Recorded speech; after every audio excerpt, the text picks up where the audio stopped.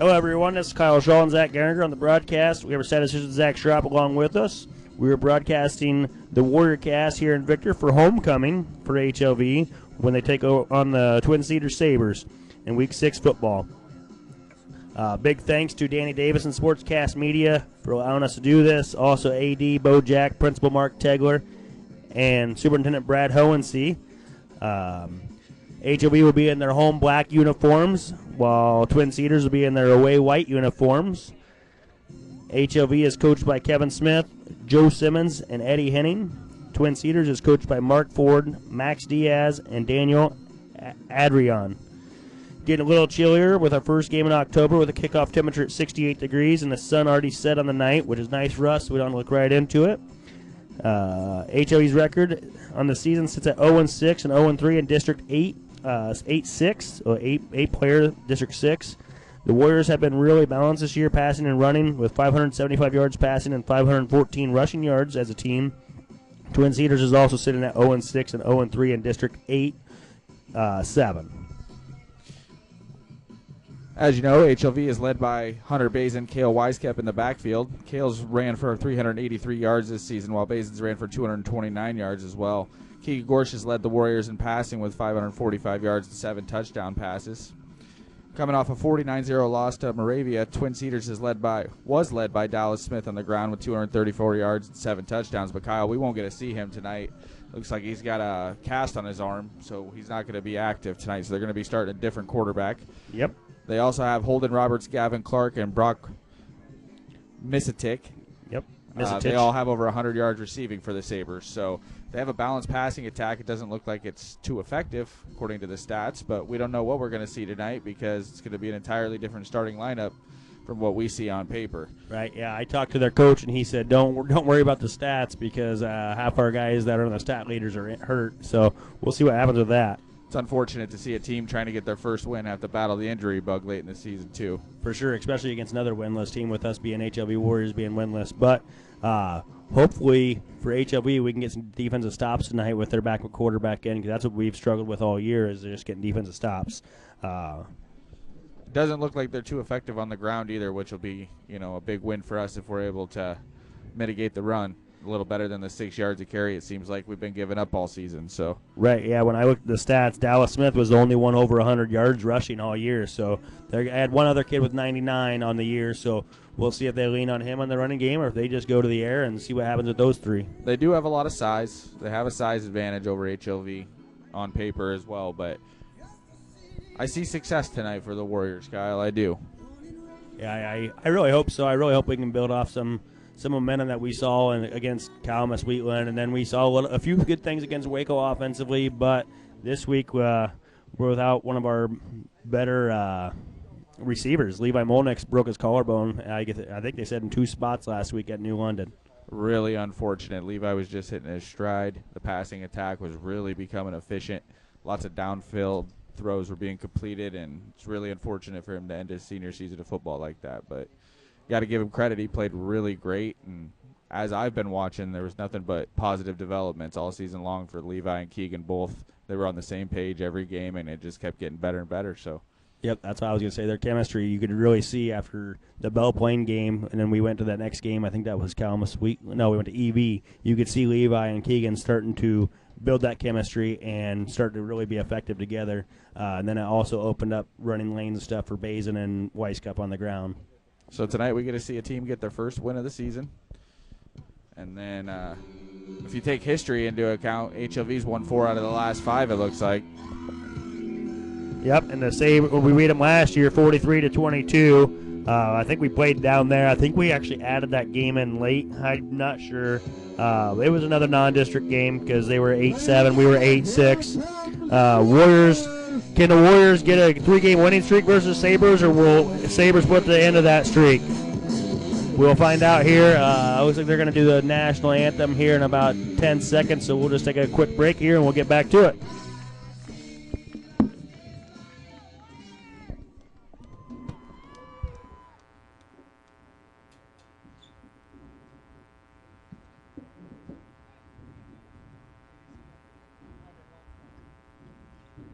Ladies and gentlemen, if I can direct your attention to the track here, to the center of the track. For a presentation from the Knights of Columbus of Victor, represented by Tom Tice, the Grand Knight, we'll be presenting a check for the Electrical Challenge kids. The money is raised from the sale of Tootsie Roll sales. Mr. Tice will present HLV Activity Director Bo Jack a check of $600.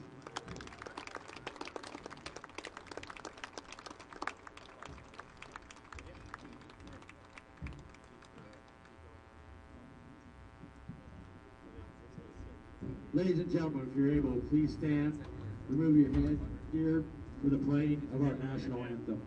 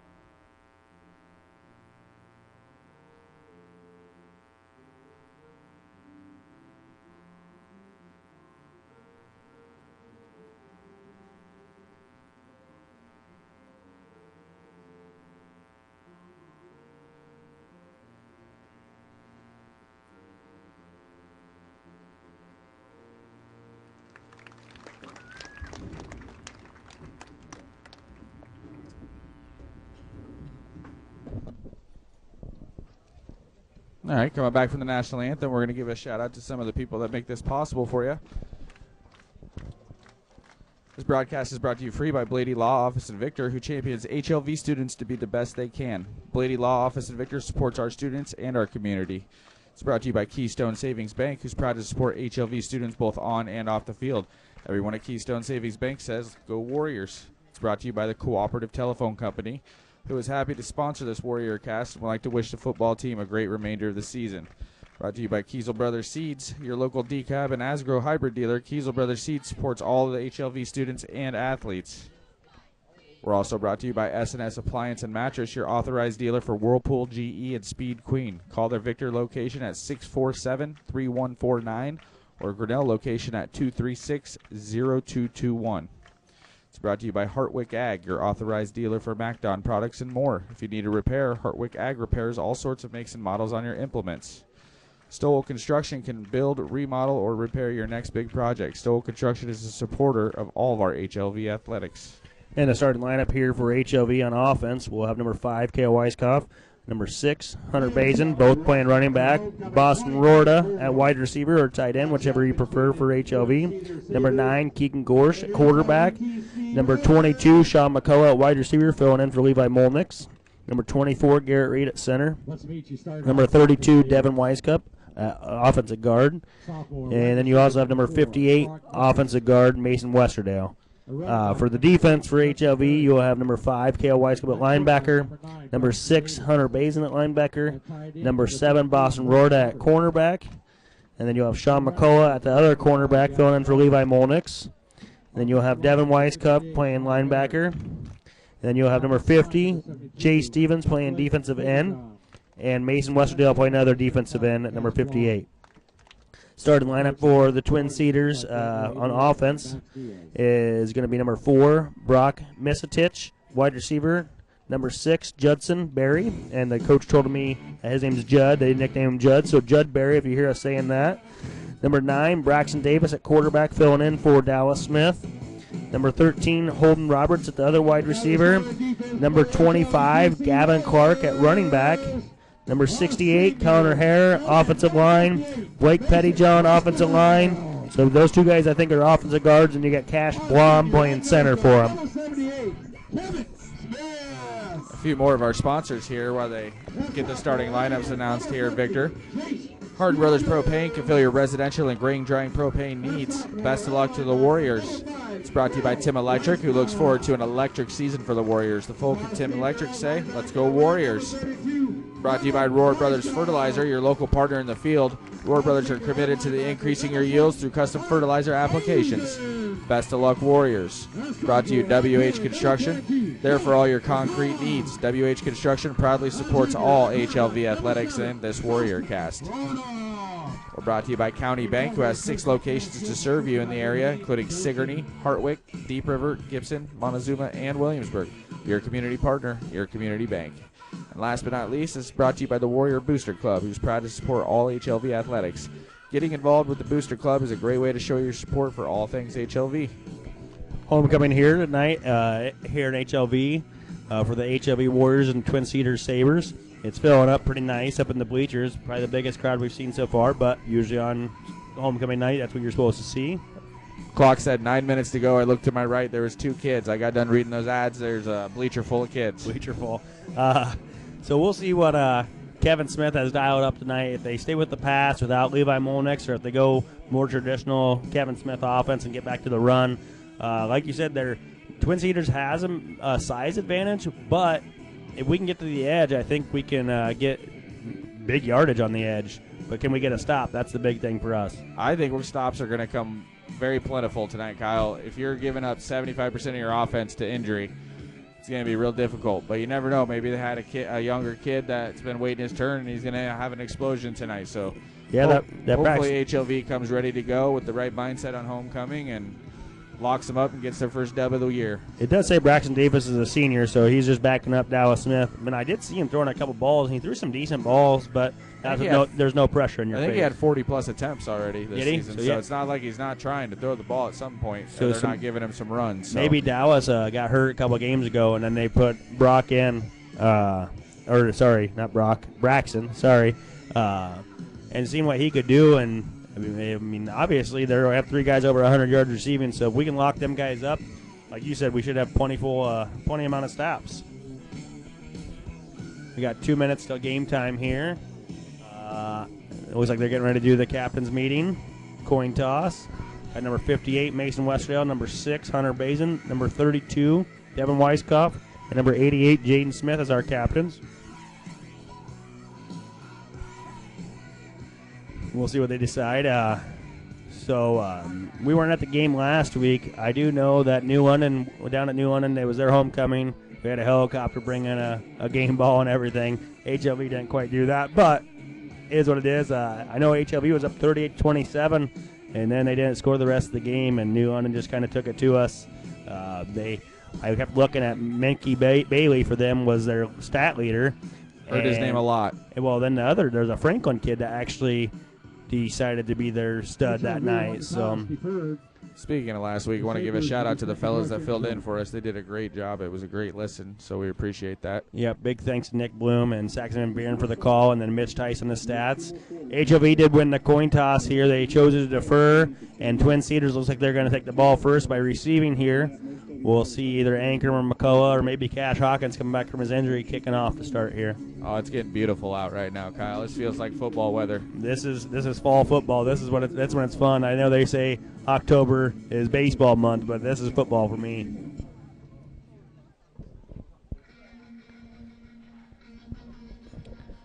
Another big thanks to Danny Davis and Sportscast Media for allowing us to happen. AD Bojack here at HLV, Principal Mark Tegler, and Superintendent Brad Hohensee. This is Kyle Shaw and Zach Gehringer on the broadcast. We also have statistician Zach Schropp along with us for Week 6 football. Try to figure out who's going to get a win tonight. We also have some other area games going on. And 8-7, which is Twin Cedars District. You got Montezuma playing Belle Plaine. Whoever wins that game will take the lead in the district, as they are both undefeated in the district. Montezuma's only lost to Southeast Warren this year, and Belle Plaine is undefeated. Cash Hawkins for the Warriors will kick off with, looks like number, is that 22? Looks like 22, Slater Thomas. 22, Slater Thomas, freshman back to return. See what Cash Hawkins, they dialed up. Last week they started out with an onside kick against New London. We'll see what they do it again. Nope, they're kicking it deep. Number 4, Brock Misitich. He's running to the right to his sideline. Got a good tackle by Hunter Bazin. Good initial start. Good tackle by Hunter. Came on the backside there. 2 hands, brought him to the ground pretty easy. It looks like they're going to start at about the 18-yard line. Yep, it'd be Sabres first and 10 from, well, they might give them the 19, so we'll go first and 10 from the 19 of their own 19. We got Jay Stevens, Jaden Smith, and Mason Westerdale on the D-line with Bazin and the two Weiss Cup brothers playing the linebacker behind them. They're in a traditional I formation with Braxton Davis under center. You got Judd Berry behind them. And it looks like they're going to, it looks like the option. He tried to cut it back up the middle. And HLV is there for no gain, maybe a yard. That was Bazin again on the tackle there. Tackled by Smith. It looks like Smith and Bazin. Bazin had the initial stop, and then Smith cleaned it up. Yep. Be 2nd and 9 at the 20. Almost looked like that was a miscommunication on the snap there. Yeah, I don't know. It looked like the running back was running out to the right, so I don't know if it was a toss play, and then he maybe fumbled the snap a little bit, so he just kept it and tried to get what he could. You got Davis, Berry, and Clark in the backfield again in the I formation. And here comes the snap. And it's a pitch out to Berry. And Westerdale and K.O. Weiskup looks like. Nope, Bazin. Westerdale initially stopped him, and Bazin cleaned it up. It looked like Weiskup got to the edge there and forced him back inside, and Westerdale just cleaned it up. Pretty simple football there. That toss looked like it took a little while to get out there, so he didn't get the ball out quite quick enough. It was like HLV's bringing in some speed here. They took Jaden Smith, our 5'8", 300-pounder, and brought Landon Anchorman in, who, I mean, is probably 130 pounds to play nose tackle, but it looks like they're going to try to get pressure. They're in a shotgun, quarterback in the backfield alone. Number 25 coming in motion. They got a completion to number 25 for the Sabres, Gavin Clark. So they brought Kale Weiskup on a blitz out the slot on the left side of the quarterback right there, and he made a good throw right out to the flats. Short of the first down, but a good play. Yep, so it still makes it 4th and manageable for the Sabres. It's going to be 4th and 1 from the 28. And we'll see if they're going to line up to punt or if they're going to go for it. They're lining up to punt. Being 0-6, both teams, I just throw everything out the window and just try to go for everything, in my opinion. As much as I would like to agree with you when you're only averaging 2 yards a carry. It's a good punt. Number 9, Braxton Davis at the punt. Hunter Bazin bobbles it, but does get on the ball. HLV will take over at their own 26-yard line, 1st and 10. Good defensive possession there for the Warriors to start the game, Kyle. Like you said, you thought stops would be plenty tonight, and we got our first stop, first attempt, so 100% tonight. And looks like Keegan's going out for the first play here, so we're going to maintain the passing threat. Yep, we got a 3-man front for Twin Cedars. We're in an I formation, it looks like, for the – nope, sorry, they're pistol. Yeah, Keegan with Kale Weiskup behind him and Hunter Bazin flanked off to the left of the line.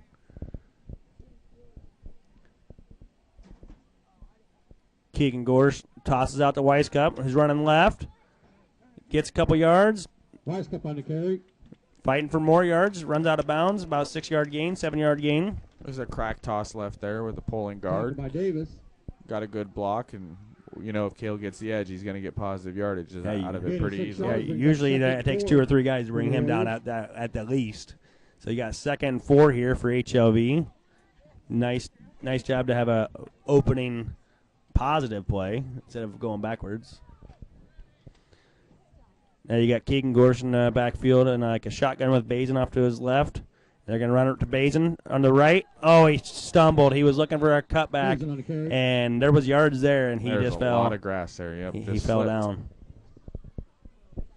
So you're going to have, it looks like they lost 1 maybe, so it'll be a 3rd and 5 here for HLV. I want to be surprised if they do a little wide receiver screen out to McCullough or Roder here and see what they can get.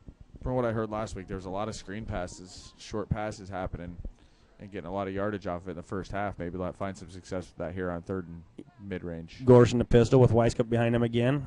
Bobbled a bad snap on the ground. Hunter Bazin tries to make a one-handed catch and nothing.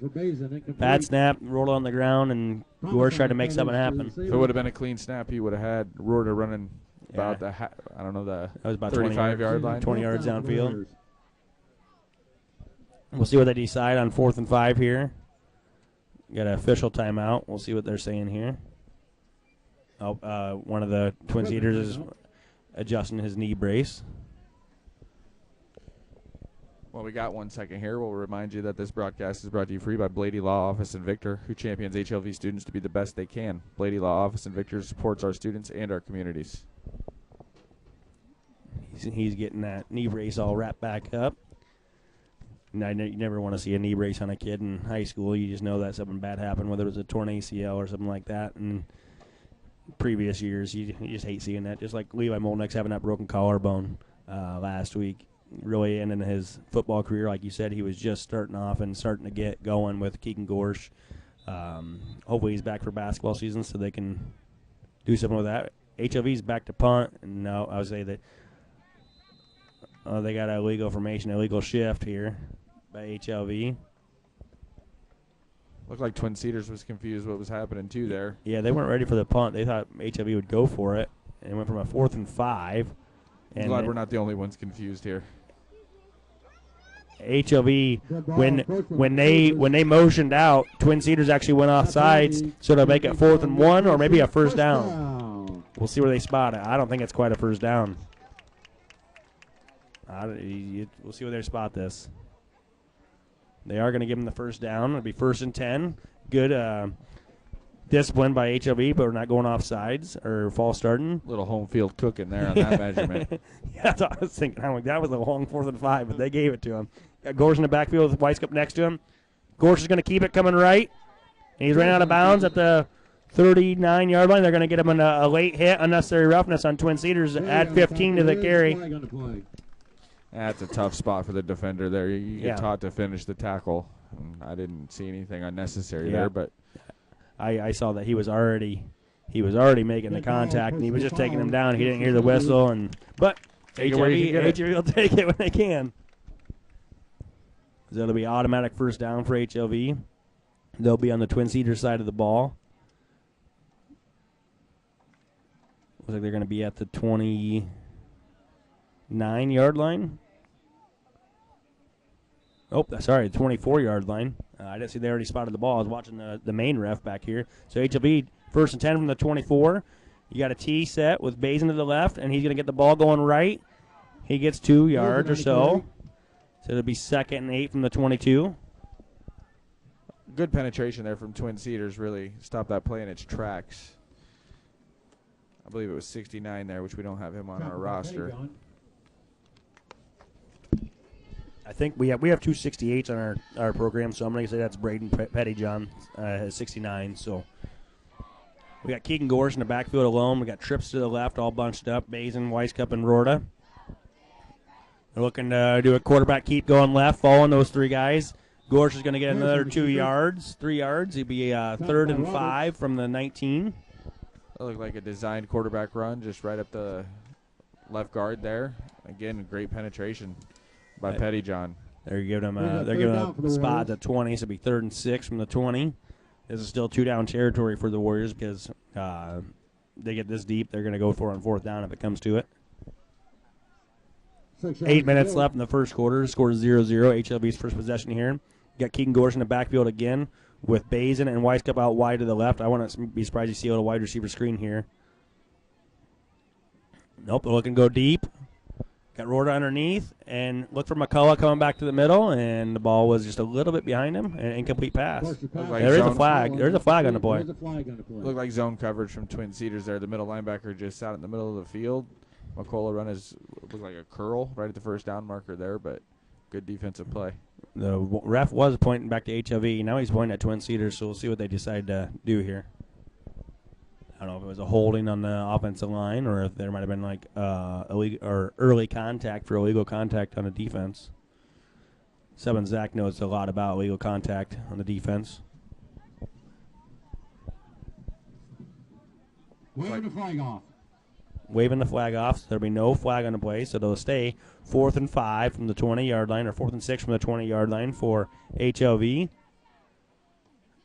I believe they left 3rd down. They're putting their 4th down, and it just got switched. 4th and 6 for HLVTC.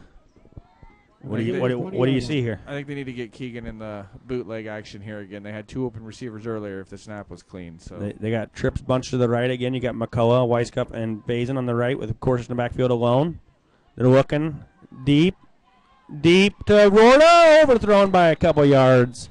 So we had some flags and some undisciplined play by Twin Cedars that gave us a first down or 2 first downs.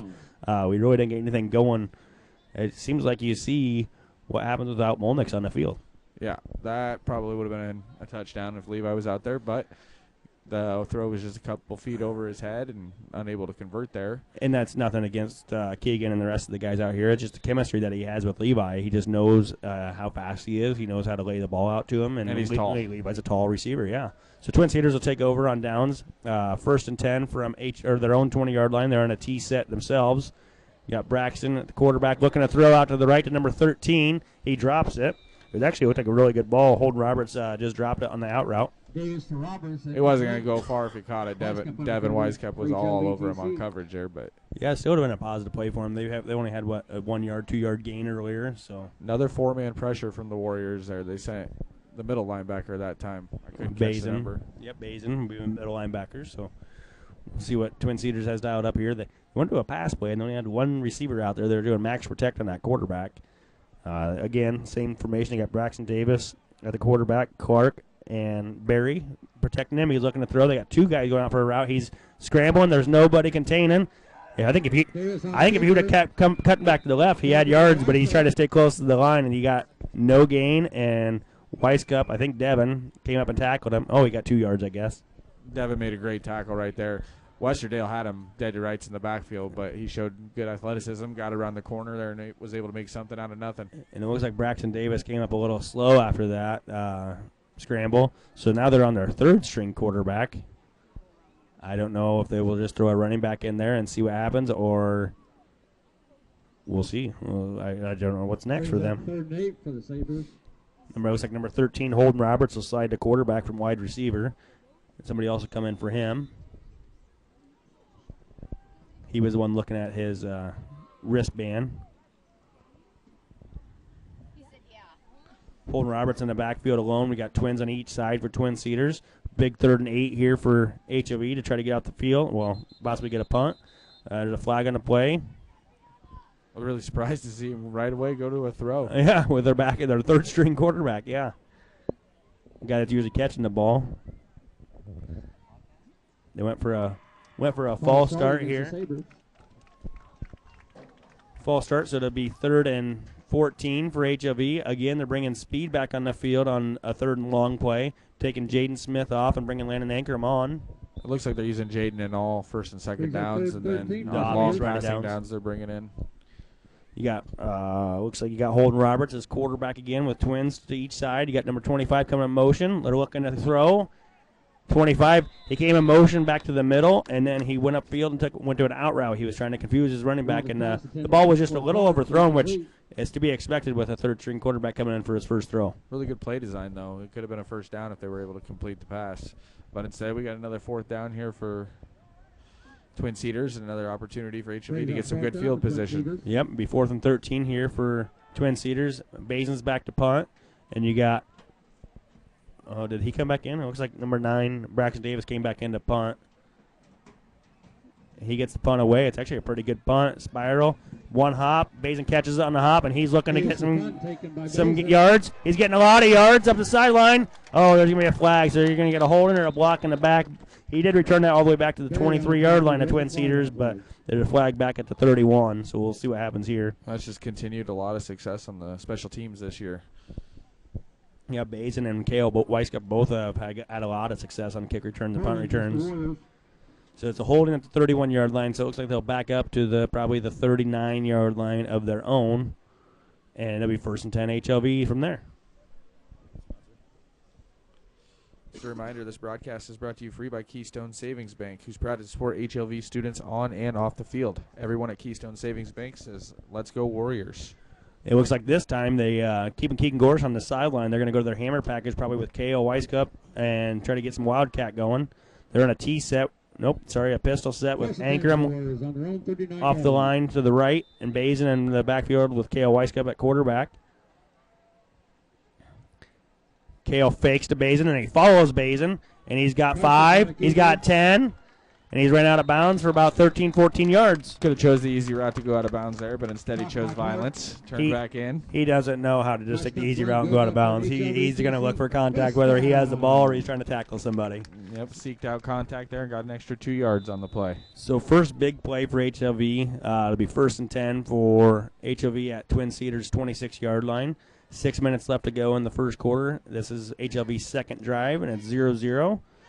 Now they're going Kale in the backfield. Twins to the left, twins to the right. He's all alone back there. Look for the motion we've seen against Belle Plaine. Yep, Ankrum coming in motion, and they do give it to him, and he has to try to break a tackle. Does. Bazin makes a good block. He is way back there. He's still running backwards, still trying to get yards. Oh, my goodness. He ran 20 yards backwards, and now he got a 7, 8-yard, 9, 10-yard gain. What a crazy play. He ran 20 yards backwards and got a 13-yard gain. That's a kid that doesn't get a lot of playing time, but when he does, he's going to say, hey, I'm going to go show you what I can do. From one sideline to the other, from one goal line to the other almost. He ends it with a brutal stiff arm to make sure he got the first down on the other side of the field, too. Great play. I'll say another thing with the HLV, they didn't give up. You had Bazin. When he made a cutback first, Bazin was there to make a block, and he made another cutback the other way, and HLV was still making blocks, so they weren't giving up on the play until the whistles. That's a good sign to see. Got Keegan Gorse checking back in the game with Bazin to his left, McCullough and Weiskup out to the right. Hand off to Bazin. He fumbles it. He picks it back up, looking for yards. He's trying to do the same thing Ankrum did, but instead he takes a 7-yard loss. It looked like he was already looking upfield and didn't get that ball clean. So it'll be 2nd and 16, 17 for HLV. Looking at Landon on the sideline there. He is huffing and puffing after that. He might have ran 100 yards on that play. From sideline to sideline and going 30 yards backfield to get a 13-yard gain. It looks like someone's going to take a Twin Cedars is going to take a timeout here with 5 minutes to go in the first quarter. 0-0. It'll be 2nd and 14 when we return. I thought it was more than that on that loss, but it's what it is. Real struggle for Twin Cedars to tackle the ball carrier right now. Every play there's been at least 1 or 2 missed tackles, and you'd like to see the Warriors take advantage of that and finish this drive off here in the first quarter. Yeah, Twin Cedars are getting penetration right away, and we're just able to break the tackle. They're not breaking down and lift, hit, and drive.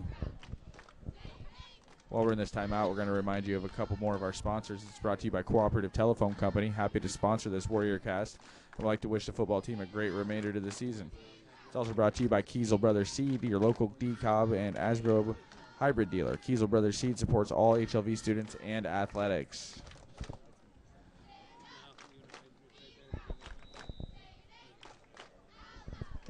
So we got 2nd and long here, Kyle. What are we looking at?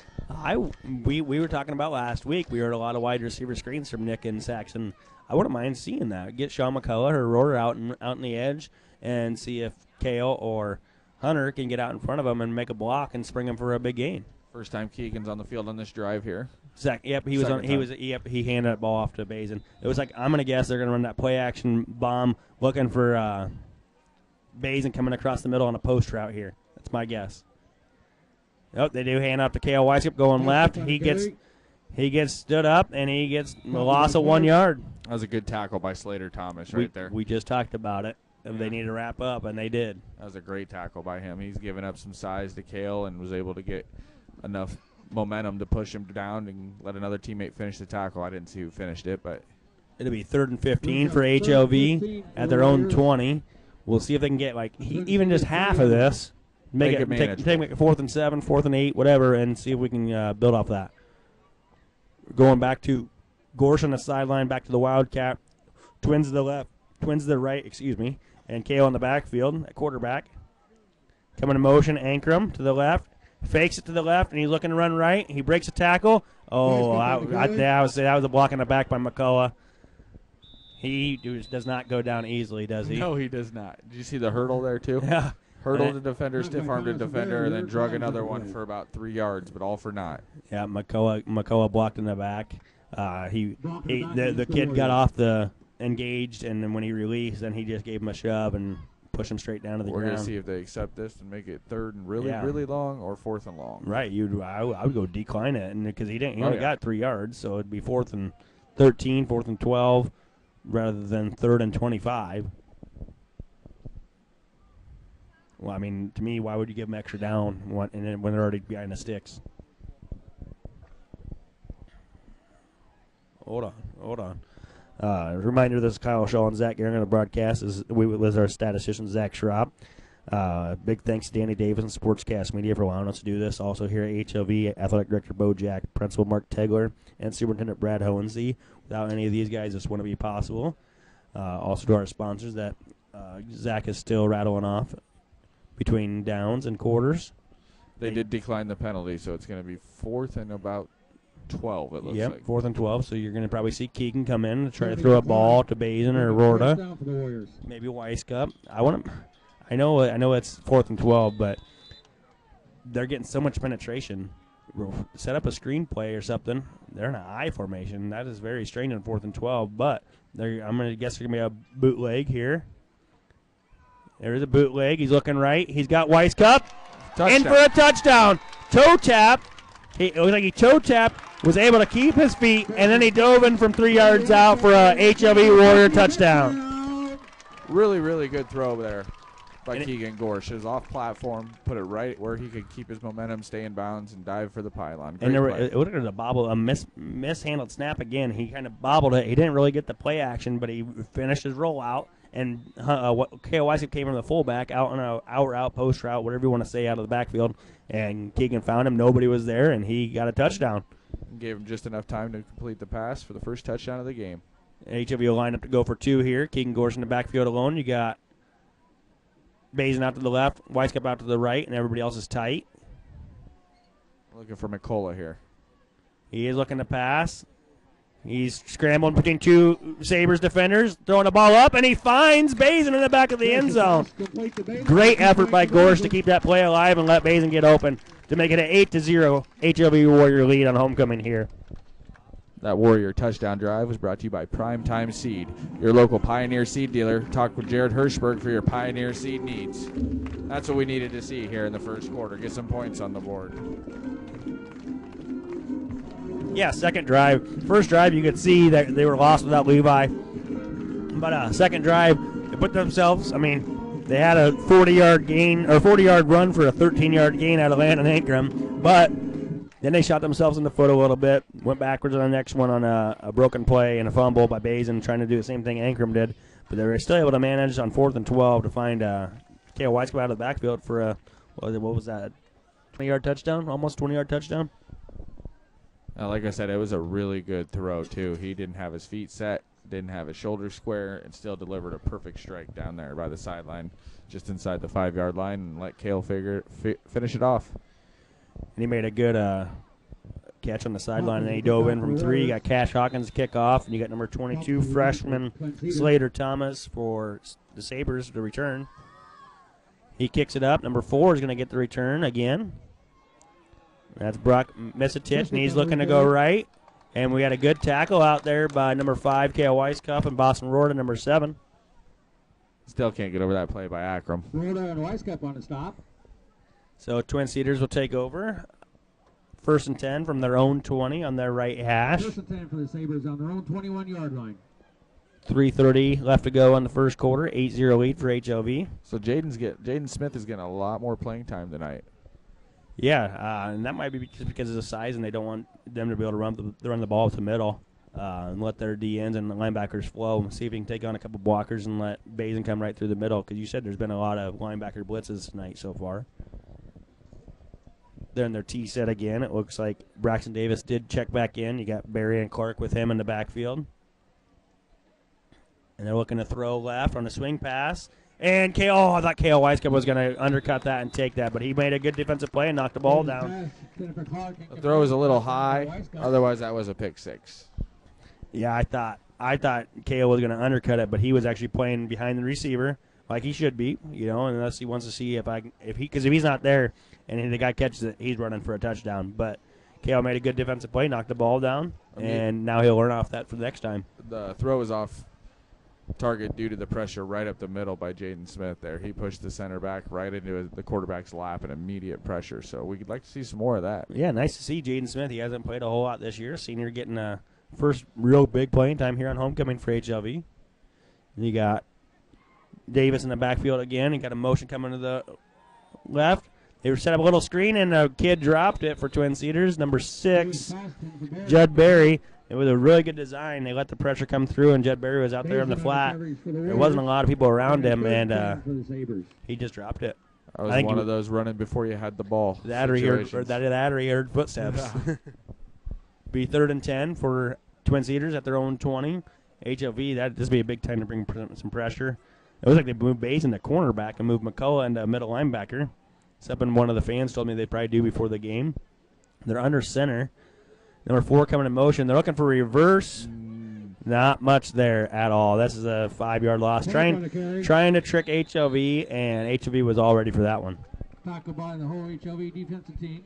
Even the guy they faked to got popped on the other side by Westerdale right there immediately. So even if they would have handed that off on the sweep, it wouldn't have been effective.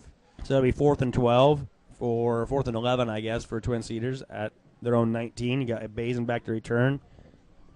So kind of like we expected, HLV was going to dominate the line of scrimmage in this game. Oh, high snap. Braxton Davis does get it and get the ball away. Basin catches it on the run coming right. He's looking to cut back left. He gets tackled at the 37-yard line, so it'll be 1st and 10 for HLV at the Twin Cedars 37-yard line. That's the second time tonight we've seen Basin struggle with his footing. Yeah, with it getting darker a little sooner, there's probably a little bit more moisture on the ground, and with the rain last night, there might be some dew out there. We haven't seen that all year. I think it's the first time it rained in, a month and a half, which is good for the farmers around here and get that dust down a little bit. I've been seeing people combining the beans. They can't even see what they're combining. It just dust right in their faces. You got Keegan Gorsh in the I formation with Weiskup behind him and Basin behind him. Going right up the middle with Basin. He's got a big gain for 10. They just said, hey, we're going to go right up the middle instead of trying to get the ball to the outside. Yeah, just a traditional I-form halfback blast there, right up the middle. Blew right by the first line of defenders. The second line for Twin Cedars was there to take him down, but it was a good, effective run game. 9-yard gain, so it'd be 2nd and 1 for HLV. Keegan Gorst getting a play call from the sideline from Kevin Smith. They're going to go back to the I formation. I wouldn't be surprised to do a fullback trap here and fake to the running back on a little misdirection. 2nd and 2 for HLV. There was miscommunication. He was looking to hand the ball for the left. Kale was looking to block. Twin Cedars got it back on the ball. Keegan Gorsh dropped the ball. That was a miscommunication with the run game. And Twin Cedars recovers the fumble at their own 31-yard line. It just looked like an all-around organizational failure there, or whatever you want, structural failure there on the play, because the center was already halfway released from his setup there before he even had the ball snapped. So, yeah, I don't know what happened there. It looked like everybody was kind of off kilter there. Twin Cedars coming out with their I formation with Davis, and then Clark behind him and Judd Berry behind him. And they did a fumble-rooski. That was a fumble-rooski because the quarterback just handed it off to one of the linemen. You call it whatever you want to call it. I had no idea what was going on. I didn't know either. They didn't get a gain. HLV was ready for it. The quarterback threw his hands up like he didn't know what was going on, too. Yeah, the two running backs, the fullback and the running back, just stood there and didn't do a thing, and I was just like, what is going on? I thought there was a flag. I was looking for the flag. So 2nd and 10 for Twin Cedars. They're really in a tight I formation. Looking for a fake to Clark, sweep out to Barry. Kale Weiskup is all over that. So there was a 1-yard gain for Twin Cedars. They're throwing a lot of just different variations, but when you're on your backup quarterback, I mean, you might have to try some things. It's 3rd and 9. 3rd down and 8 yards to go. 3rd and 9 for Twin Cedars here at their own 33-yard line. You got Davis in the backfield. You got Twins to the right. One guy widened out to the left. Clark coming in motion to the left.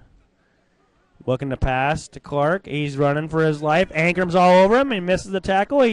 Ankram's not giving up. Kale Weiskamp coming. Ankram missed the tackle 15 yards in the backfield and still tackled him 2 yards downfield. Ankram is a hustler. If he had his Fitbit on, he'd be already approaching his steps for the day. He is definitely all over this field right now.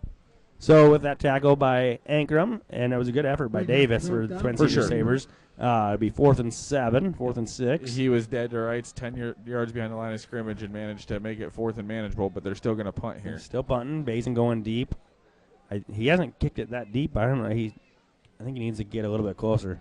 Ball's going to bounce. 1, 2, 3 bounces. He's still going to look to return it. He's got it. He has it. He's up to the 40.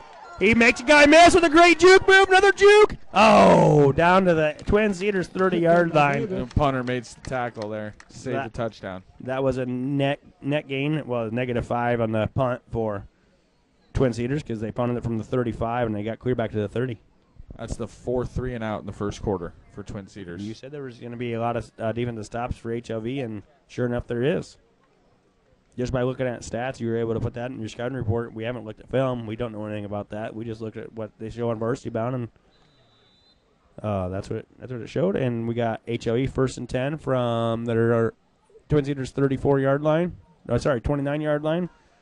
It was a run to the right to Basin, and number 4, Misitich was all over that for a 2-yard loss. And that was the best tackle of the night for Twin Cedars, if we're being honest. One-on-one. Put down the ball carrier that had full momentum. They're going to need more of that if they want to get back in this game here.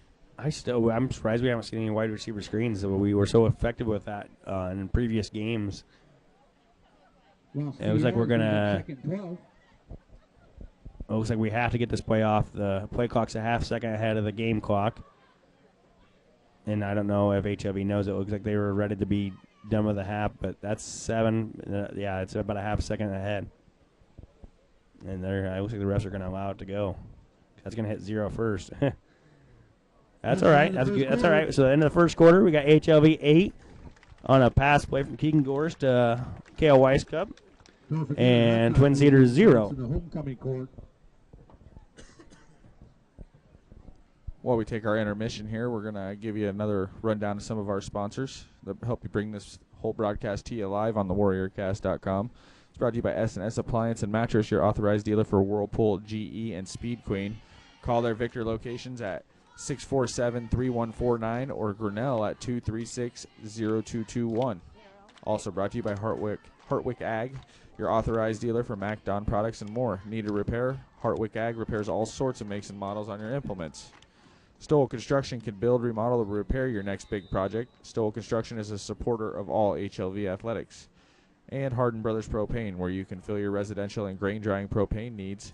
I'd like to wish the best of luck to the Warriors. So, Kyle, Warriors just dominating the line of scrimmage in that first quarter. It's the first time we've seen it personally all season. But you can definitely still see that they're missing that Levi Molnick connection. They're starting to find their identity. 4 possessions, 1 touchdown in the first quarter, and I have a feeling if we had Levi in a full health, it'd probably be 20-plus points on the board already. Because Keegan's missed on a couple throws. He hit that one to Weiskamp, but you can just tell his chemistry with other guys isn't quite as good. They're looking for a reverse here, and they faked the reverse. Basin shook off 2 tackles, 3 tackles. He's still on his feet. I don't know how. My goodness. He was still right there. He was still able to get 7 yards out of the deal. He was tackling the backfield for 3-yard loss by 2 guys, and he shook them both off. And then the kid went around his neck, and he still shook him off and still got yards. Make it 3rd and 6 here. He's going to get some air on the sideline after that one. Yeah, it went Ankram. Ankram's checking in. You know, he's probably going to run 20 yards backwards and still get a 13-yard gain. So he's got plenty of gas in the tank. I wouldn't be surprised to see a little pass play here. You got K.O. Weiskamp out to the right. They're in a pistol set with Keegan Gorsh and Ankram in the backfield. Fakes to the right. Look for a boot to the left. Throws off platform up to McCullough. McCullough makes a great catch. He went over number 6, Judd Berry, and attacked the ball. As Zach says, if everybody here watches NFL live before I think it's the Fox kick down, they call it mossed him. and he went over his head and got it. If Keegan Gorsh would have had time to throw that ball, that would have been a touchdown, but he had to just throw it up and see what happened, and McCullough made a heck of a play. We've been asking for him to throw it to McCullough so far in this game, and that was just send it to him. He's taller. Let him go make a play, and he must have been 25, 35 inches off the ground, jumped up, took the ball right off the top of his head. So it'll be 1st and goal at the 4 with Ankrum in the backfield with Keegan and Kale Weiskup. Kale Weiskup running to the left, looking for running back to the middle, and he finds it. HLV Warrior touchdown, 4 yards out. That's Kale Weiskup's 2nd touchdown on the night. What a play by McCullough, though. Keegan Gorsh, there was pressure in his face right after he faked that toss, and he rolled out to the left, and he had made one step rolling that roll out, and he just threw it off his back foot, and McCullough made a heck of a play, and Kale Weiskup pays it off for a touchdown. There was pressure, too, so Keegan took the pressure and just let it rip, and it was a beautiful ball. And now HLV's going to line up for 2 in their Wildcat package with Kale Weiskup under center behind like a shotgun, and then Bazin and Ankrum to the left. He's going to run behind them, look for 2, and he's got it. HLV 16, Twin Cedars Sabres 0 with 10.5 left in the 2nd quarter. That touchdown drive by the Warriors was brought to you by Primetime Seed, your local Pioneer seed dealer. Talk with Jared Hirschberg for your Pioneer seed needs. This is nice to see. We've been asking for it all year. We've been saying we need to get points on the board early and get off to a good start rather than always trying to play catch-up in the second half. It took us, the 2nd drive, it wasn't real pretty, but we still got a touchdown. Now our 4th drive, I think it is, and we got another touchdown. So that's good to see. We're not going 5, 6 drives where we score a touchdown or points, so it's really nice to see tonight for HLV. All starts up front in the line of scrimmage. They're clearly winning the line of scrimmage battle tonight. They have been since really the first snap we saw them in the backfield. So you start to get that penetration on both sides of the ball and that protection on the other side, and you're going to have success. Yeah, it's something we haven't really seen all year. HLV hasn't really won the line of scrimmage. A few plays here and there, but whole games, I don't think we've ever won the line of scrimmage whole games. Maybe against Kalamazoo when that was kind of a back and forth affair. We ran. That one was pretty even. I think offensively each team dominated the line of scrimmage. There was no defensive penetration much for either team. Cash Hawkins kicks it off to number 4 again, Misitich. He's coming to he's staying on the left side. And you got 4 or 5 HLV shirts in there to make the tackle. Looked like Bazin finished that play off there. It'll be 1st and 10 for the Sabres at their own 25-yard line. Back to what you were saying, though. Bell Plain, they were in the backfield the whole game, dominated the line of scrimmage. North English or English Valleys was able to do the same thing, and Waco was able to do the same thing. So, it's nice to see them learn from that and be able to put on the field a product that's protecting their quarterback and getting after the other quarterbacks. So. 100%. Even if it's a backup quarterback for Twin Cedars, you play the game with whoever's out there. It looks like Twin Cedars in a T here with Davis in the backfield with Barry, who's looking to throw out here to the right to call number 13, Misitich. Nope, sorry, Holden Roberts. Davis to Roberts, pass is completed. That was a really good timing route. He stepped back, he threw the ball, and Roberts didn't even turn yet, and the ball was on him for a 6-yard game. It would make it 2nd and 4. 6 yards brings up 2nd and 4. Might be their longest play of the game. Yeah. It was really just a 1-2-3 throw there by the quarterback, right on the money. Everybody was just back in pass block, and one guy out going out for a route, and he hit him. They're in a T again with Davis, Clark, and Barry in the backfield in a T. 2nd and 4. He's looking to throw again on the left side, running the same play to the left side. Threw it high, intended for number 4, Misitich. Westerdale was in his face that time, so that forced him to have to try to throw the ball over Westerdale, and then he ended up sailing it over everybody's head in the process. But give Westerdale credit there for getting past his block and right into the backfield. You got an update down in Winfield. You got Winfield versus Iowa Valley, with Iowa Valley being the number 5 team in the state in 8-man. They're up 28-8 after the first quarter. The opponent we got to see next week. We've been saying all year they're electric, putting up 70 points every game, it seems like. Twin Cedars in I formation with Clark and Barry behind him. Oh, that tight end jumped a little early, and the refs did see it, so there'll be a 5-yard loss, help out HLV. Make it 3rd and 9. False start against Twin Cedars.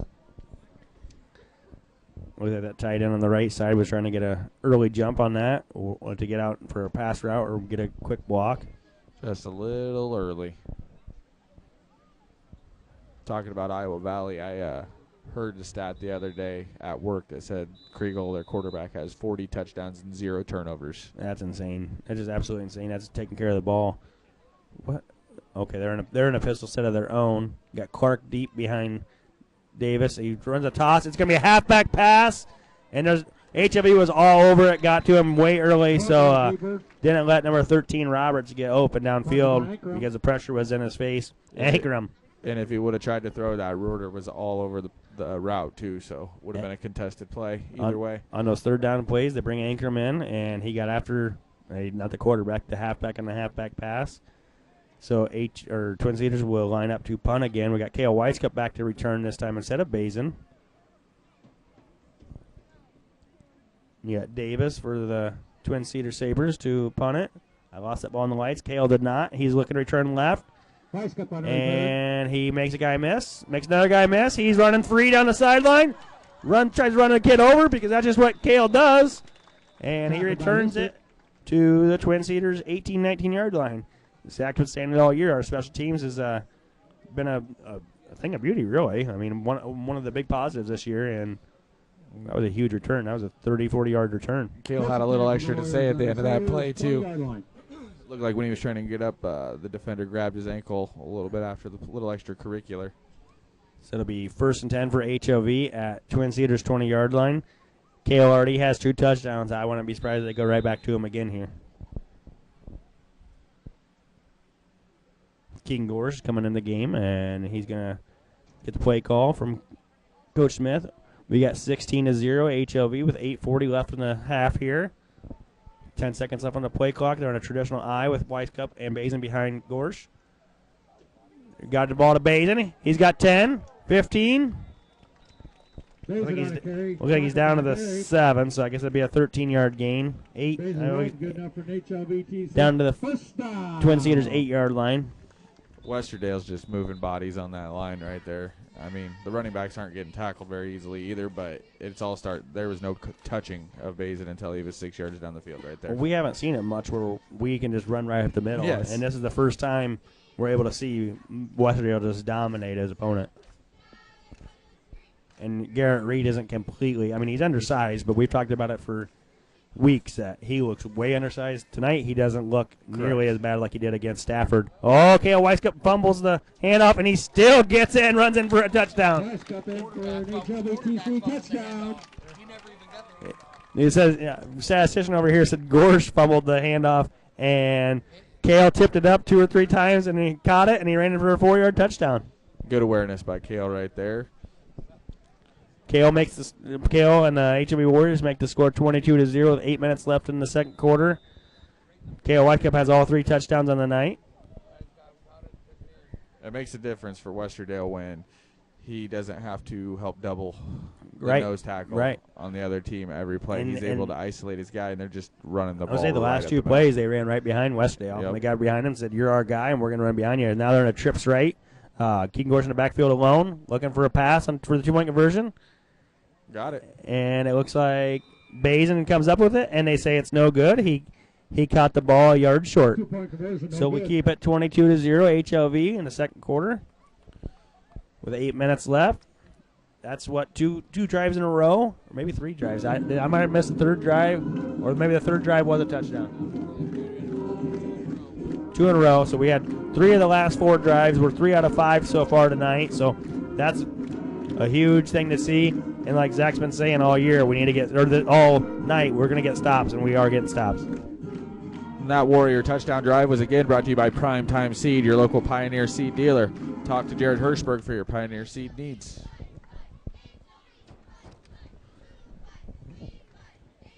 It's not a little bit nicer to be on this end of the spectrum and scoring points while we're holding people. It gets hard in those games where it's a blowout the other way, and you hope for the best for HLV and try to find something. And without Molnix, you could tell in the first drive there wasn't a lot of chemistry. But tonight they found out Westerdale just overpowering that defensive tackle or defensive end, and they're getting behind him and just they're running. just running behind him relentlessly, and then when they're not running behind him, they're letting Gorge take shots down the field, and McCullough's making good plays for him. Right. So Cash Hawkins is going to kick to the right. He's going to kick it out of bounds. and when things don't work out, you got guys running 20 yards backfield to make 13-yard plays. So right. it's good for the Warriors on homecoming to be able to get some success on the offensive side of the ball like that. Get some momentum.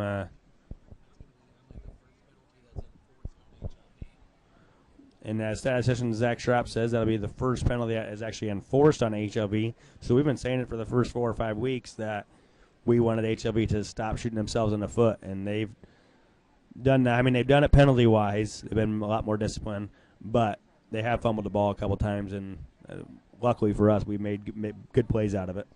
It seems though you're going to see that a lot at this level of football, so getting the penalties that erase big plays under wraps, that's been crucial for their success tonight. Right, so it'll be Twin Cedars 1st and 10 from their own 25-yard line. We saw one ball in the dirt on a snap, but we haven't seen any snaps over Keegan's head, which is nice to see too. You got Twin Cedars in their tee again with Davis at quarterback, Clark at running back, and Barry at the other running back. And they're looking to go deep on a double move to Holden Roberts, overthrown by 2 or 3 yards. He had him beat. He had HLV beat, but that was a good. They faked the out route. It was the same one route. Everybody else was pass blocking. He faked the out route, and he went deep, and he just overthrew him. It really was a good throw by the quarterback there. He threw that from his own 10 down to about the opposing 22. So that's a lot of air under that ball. They were trying to get Rorta to jump the out route, and I think he did, and that's how he got beat deep. And Coach Smith was just talking to him, hey, make sure to watch his feet, watch his waist, whatever you want to say, and good run with him instead of just getting beat. Twin Cedars back in their I formation.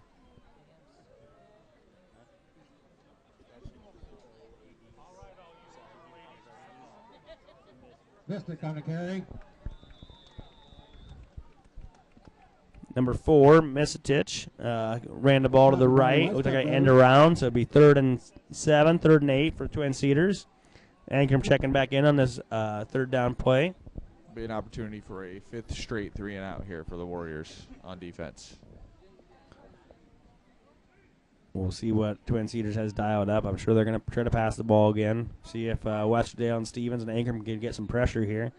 They're in a T set again with Davis, Clark, and Barry back there. I don't know who jumped first, if it was the tight end for Twin Cedars or if it was Westerdale trying to time the snap count.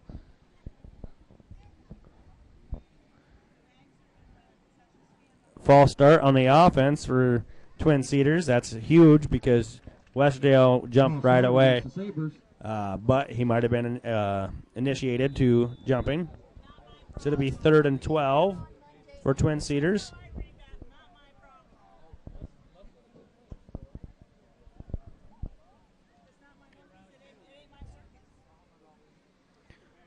Twin Cedars in the T again. Clark to the right, Barry to the left, and Davis behind the center in their T.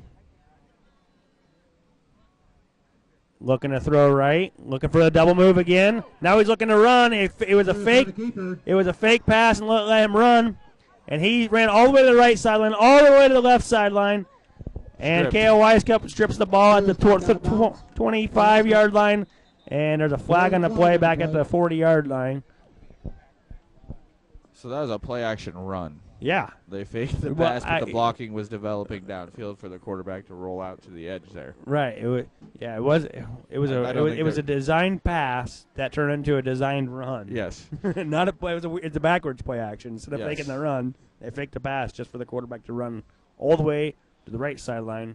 And he's just saying, I see a big hole back to the left. It went all the way back to the left sideline. They essentially used the receiver as a decoy to draw as many people downfield because they just took a shot on that same route. But the blockers all bailed like a screen to the sideline there to get out in front for the quarterback, and then the quarterback cut it all the way back to the other side of the field. Really a great play, but I think they're going to call it back. I'm not sure. They called a sideline warning, so that means there's a little white line, 3-4 yards behind the out-of-bounds line, the sideline? Yep. And if the coaches or players step across that, they give them sideline warning because it's not letting your refs run up and down the sideline freely. So that's just a warning. If it happens again, then they tack on penalties. So they're going to let the play stand. It'll be 1st and 10 for Twin Cedars at HLV's 28-yard line. Really unique play design there by Twin Cedars. I haven't seen anything like that all season. Yeah, pretty creative stuff. 2 plays before that, they faked that, or they went for that out and up, and then they faked it this time and just let him run with it. Now they got motion coming to the left for number 4, Misitich, and he's going to get a few yards. Looked like he was going to be stopped in the backfield right away, and they were able to stop him. Or he was able to get some, and then they stopped him about 3-4 yards downfield. Oh, wow, that was more than I thought. That was 7 yards downfield. Akram was all over that. He just wasn't able to complete the tackle until they got past. It looked like he was expecting that reverse because the kid was coming back to the other kid was coming back across, and he faked it, and he just kept it, and Akram didn't know what to do there. So it'll be 2nd and 2. Twin Cedars at their HLV's 20-yard line. First test of the night for the Warriors on defense here. They got to end around to the left to Holden Roberts. Roberts on the carry. He was the right tight end. It was like a stretch play coming right, and he's the only one that went left. And HLV stopped him for a 1-2 yard loss. He cut back up, and Rorta just stuck him right in the hole there, one-on-one.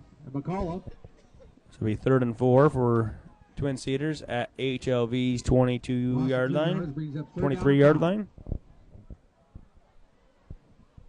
They have a lot of misdirection type stuff, and it's really hard to keep up with. Well, yeah, and seeing the stats, if that misdirection gets stuffed right away, that's why they're not getting a lot of big runs out of it. They're in their I formation again with Clark and Barry in the backfield behind Davis. They give the ball to Barry. Jay Stevens and Smith, Jaden Smith are all over it.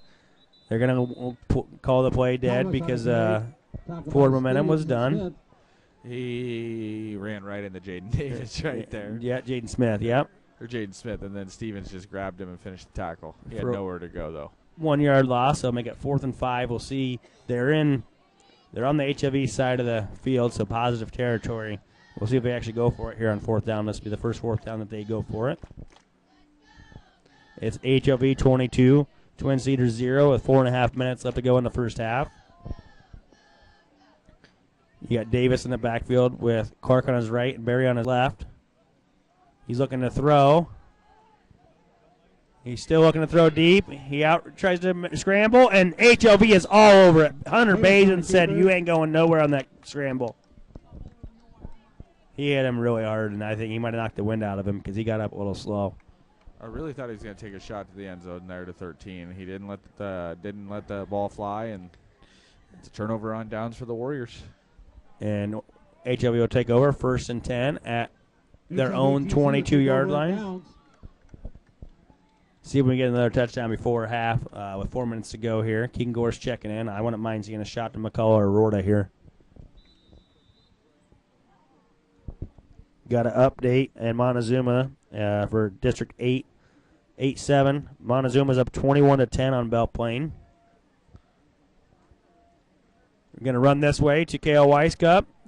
And he got 5 yards or so and tripped up by number 22, the freshman. Slater Thomas. He's been playing good football for them. He's making a lot of good tackles one-on-one. Yeah, and like you said, he's way undersized, but he sticks his nose in there.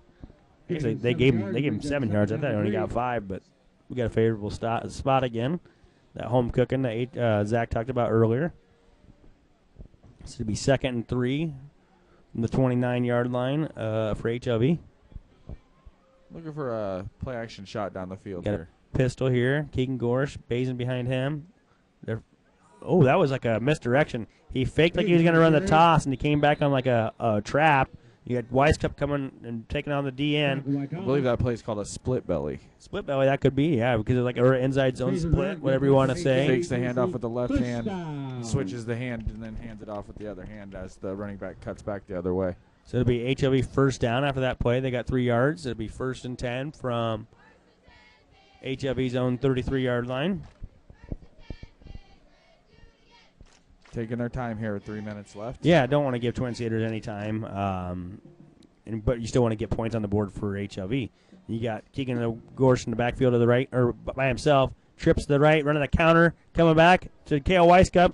He's got 5. He's got 10. About 9 yards. He was knocked out of bounds. So a little jet sweep action there off left guard. Sorry, no Yep. tackles. Yep, and then you had Basin lead blocking for Weiskup coming back this way. So to make it 2nd and 2 at Twin Cedars 39-yard line. 2:47 left in the half. It was whistled dead out of bounds, so stops the clock. HLV has all 3 of their timeouts. Twin Cedars with 2 timeouts left. They're in a traditional I formation with Gorsh, Weiskup, Seen and a pass out of this formation twice. Basin. Yep, that's the one they scored their first touchdown on. And they're actually going to run it right behind Westerdale again, and Basin makes a guy miss, and he's down to the 10, to the 5. Touchdown, Hunter Basin. Touchdown, Warriors. What'd you say last drive? Right behind Westerdale. Right behind Westerdale, and they did it again.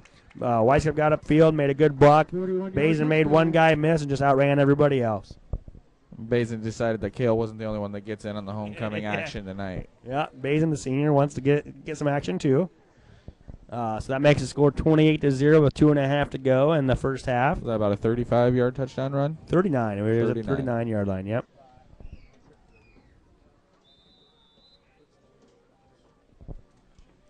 That puts the Warriors at 125 yards rushing in the night.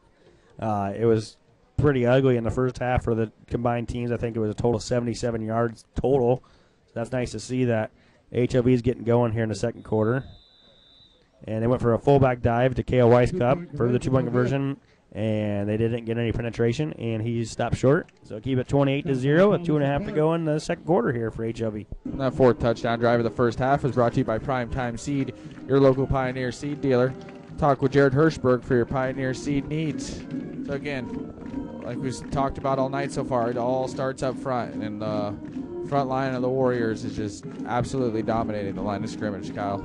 Yeah, this is the first time all year that you've seen HLV really get back to Kevin Smith traditional ground and pound. We're going to run right over you all night long, and they found something behind Westerdale dominating his defensive end, and they just keep running right behind in the last 2 or 3 They haven't drives. even considered running right. It's all running left. Even on their jet sweeps, they're still coming back to the left. They said we're not running the right.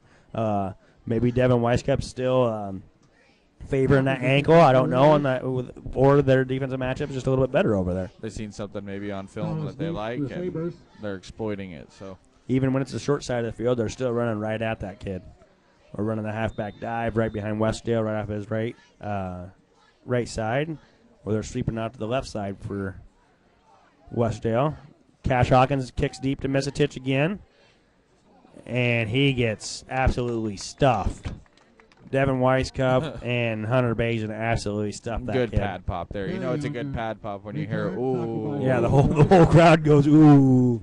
So Twin Cedars will take over, 1st and 10 at their own 25-yard line.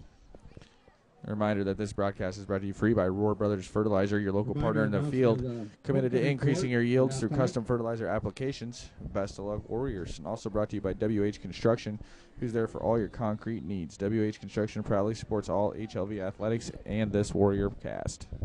And tonight we won't have a halftime interview because it's HLV homecoming, so we will kind of announce some of the kids walking across to here at HLV and go over the first half recap. Twin Cedars in their I formation. Fullback dive to Clark.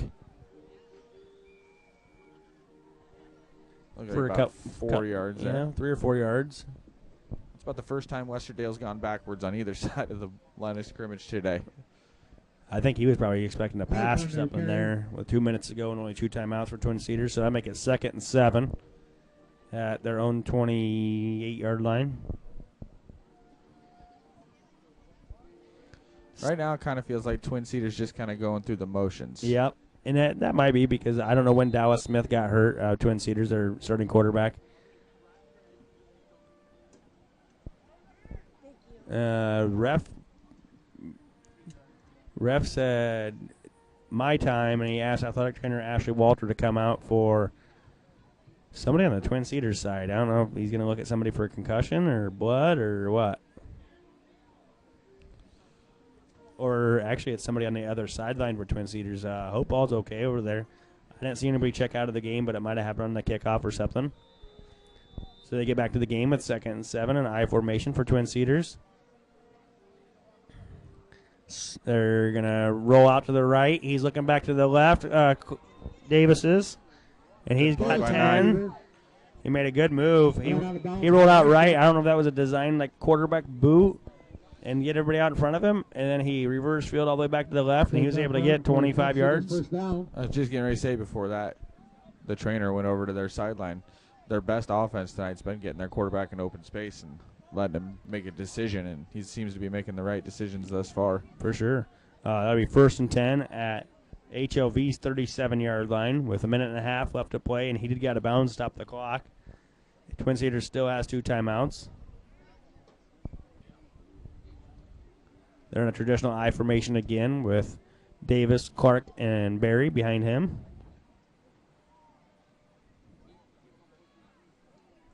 They're running it to Clark up the middle for the fullback dive, and he is going nowhere.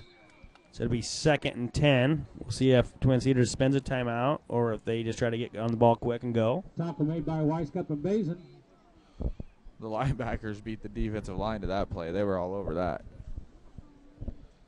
No gain brings up 2nd and 10. 2nd and 10 for Twin Cedars at the 37-yard line of HLV. No timeout was called, so you got a minute 9 and ticking here. They're going to go with Twins to the right. You got Roberts and Clark to the right in a shotgun with Barry in the backfield with Davis. Clark coming in motion to the left. Looking to go upfield on the left side. Fakes a pump fake. Looking to go deep. He just throws it up deep to Roberts. Roberts almost makes a one-handed catch. Good coverage by Rorta there. He was all over. He was all over Roberts. He wouldn't let him get away this time.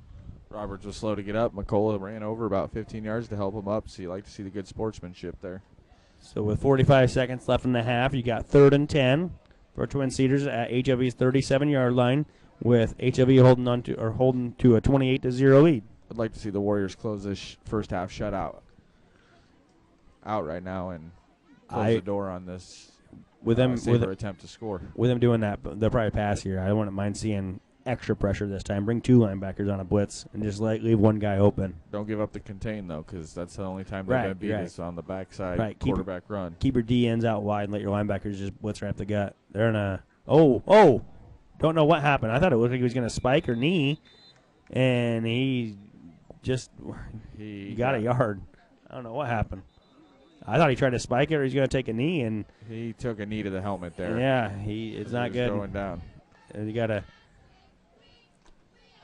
an injury timeout for Davis. He's able to get 2 yards. Looked like a fumble snap. He went to get as many yards as he could out of it, and in the process ran into one of the HLV linemen's knee right in the helmet. Looks like he's laying down on the sideline over there, so hopefully he's okay. And it's going to be 3rd and 8 here for Twin Cedars. We'll see what they do with 35 seconds left in the half. They're getting the clock running again, so they might just say we're going to get into the halftime down 28, or they might take a shot. You got Roberts checked back into as quarterback again. You got number 22. Came out ready to throw on the last time he had a chance. 22, the freshman Slater Thomas. We've seen good things out of him. He's out here coming in motion back to the left, and he's looking to go deep. Roberts scrambling, looking for yards.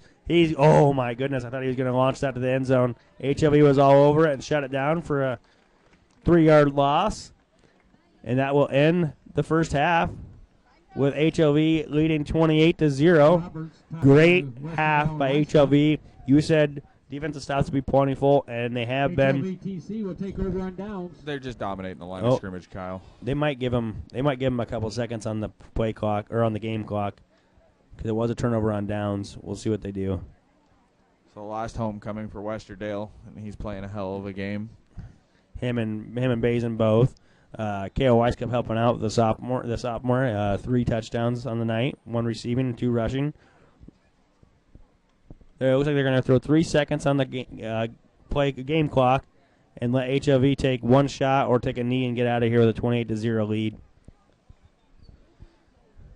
And it looks like they're actually lining up to take a shot. You got McCullough widened out to the right, Bazin off the line of scrimmage to the left, and Weiskup in the backfield. Probably a personal protector for Gorsh. I wouldn't be surprised if they throw a deep shot just to McCullough to see if he can make a play or Bazin. I expect McCullough in motion towards us here.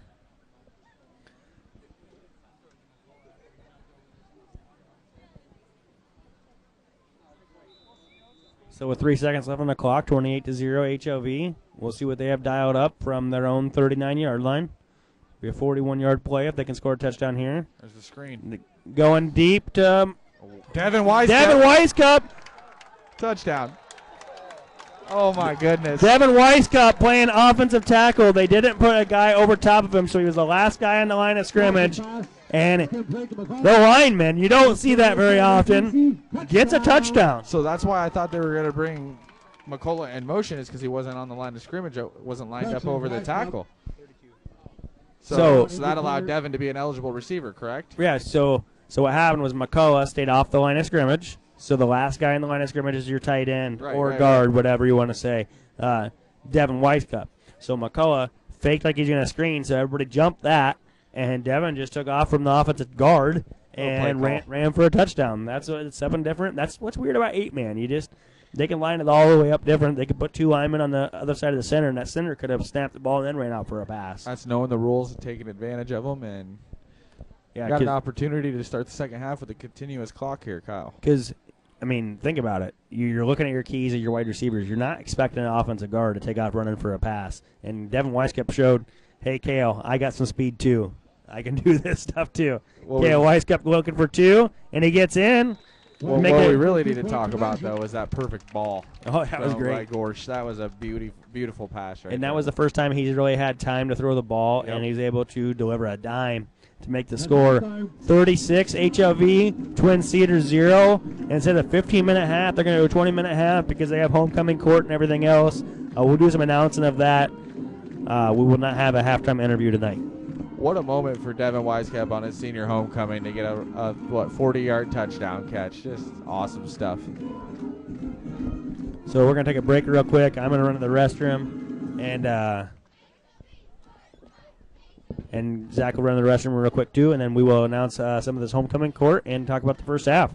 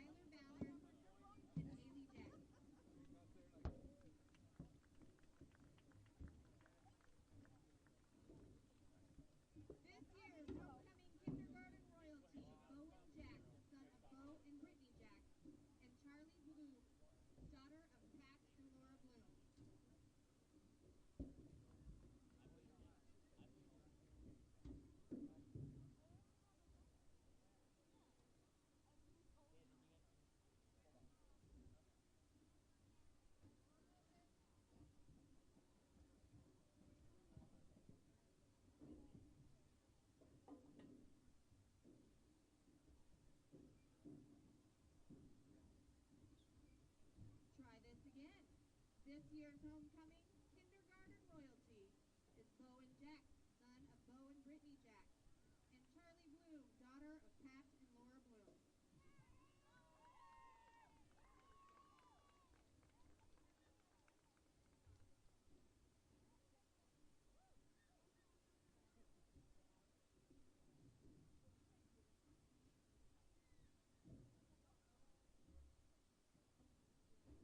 Now it's time to bring out your 2024 homecoming court.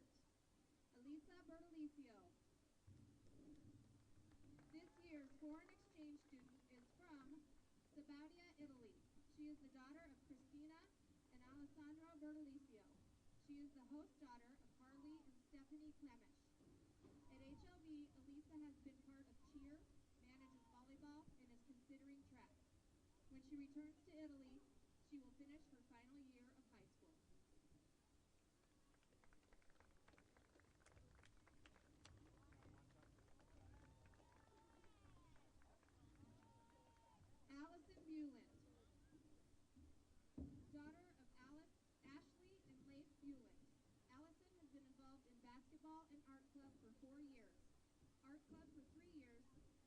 school for 2 years. Allison's plans after high school are to become a photographer and to run her own business. Allison Bueller.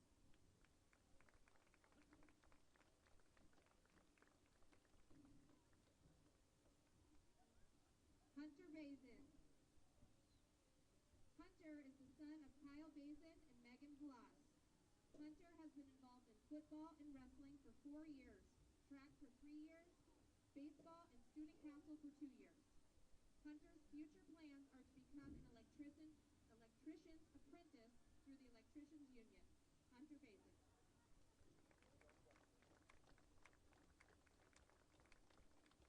Katie Cheney, daughter of Tim Cheney and the late Gwen Cheney. Katie has been involved in art club for 4 years, basketball manager, musical, and warrior wellness for 3 years, National Honor Society for 2, student council and golf for 1 year. Katie's future plans are to earn her associate's degree in business from Hawkeye Community College and one day open her own floral shop. Katie Cheney.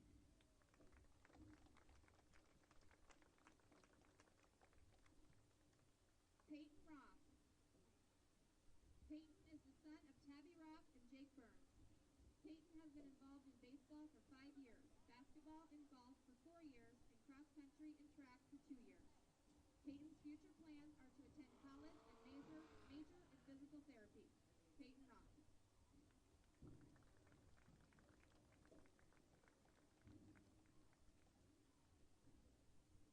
The 2024 Homecoming King and Queen were crowned Wednesday night at the pep rally. Your 2024 Homecoming Queen, Emma Roberts.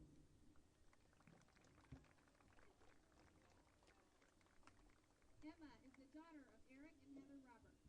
Emma has been involved in softball for 5 years, volleyball, basketball, track, yearbook, silver cord, and student council for 4 years, football cheer for 3 years, wrestling cheer, dance, Warrior Wellness Club, and National Honor Society for 2 years, and multiple AAU and club sports. Emma is currently undecided on where she will be attending college, but she would like to major in nursing and pursue athletics. Emma Roberts. And your 2024 Homecoming King, Devin Wisecup. Devin is the son of Matt and Stacia Wisecup. Devin has been involved in football, basketball, golf, and NHS. Devin's future plans are to enter the workforce. Please give one more round of applause for this year's homecoming court.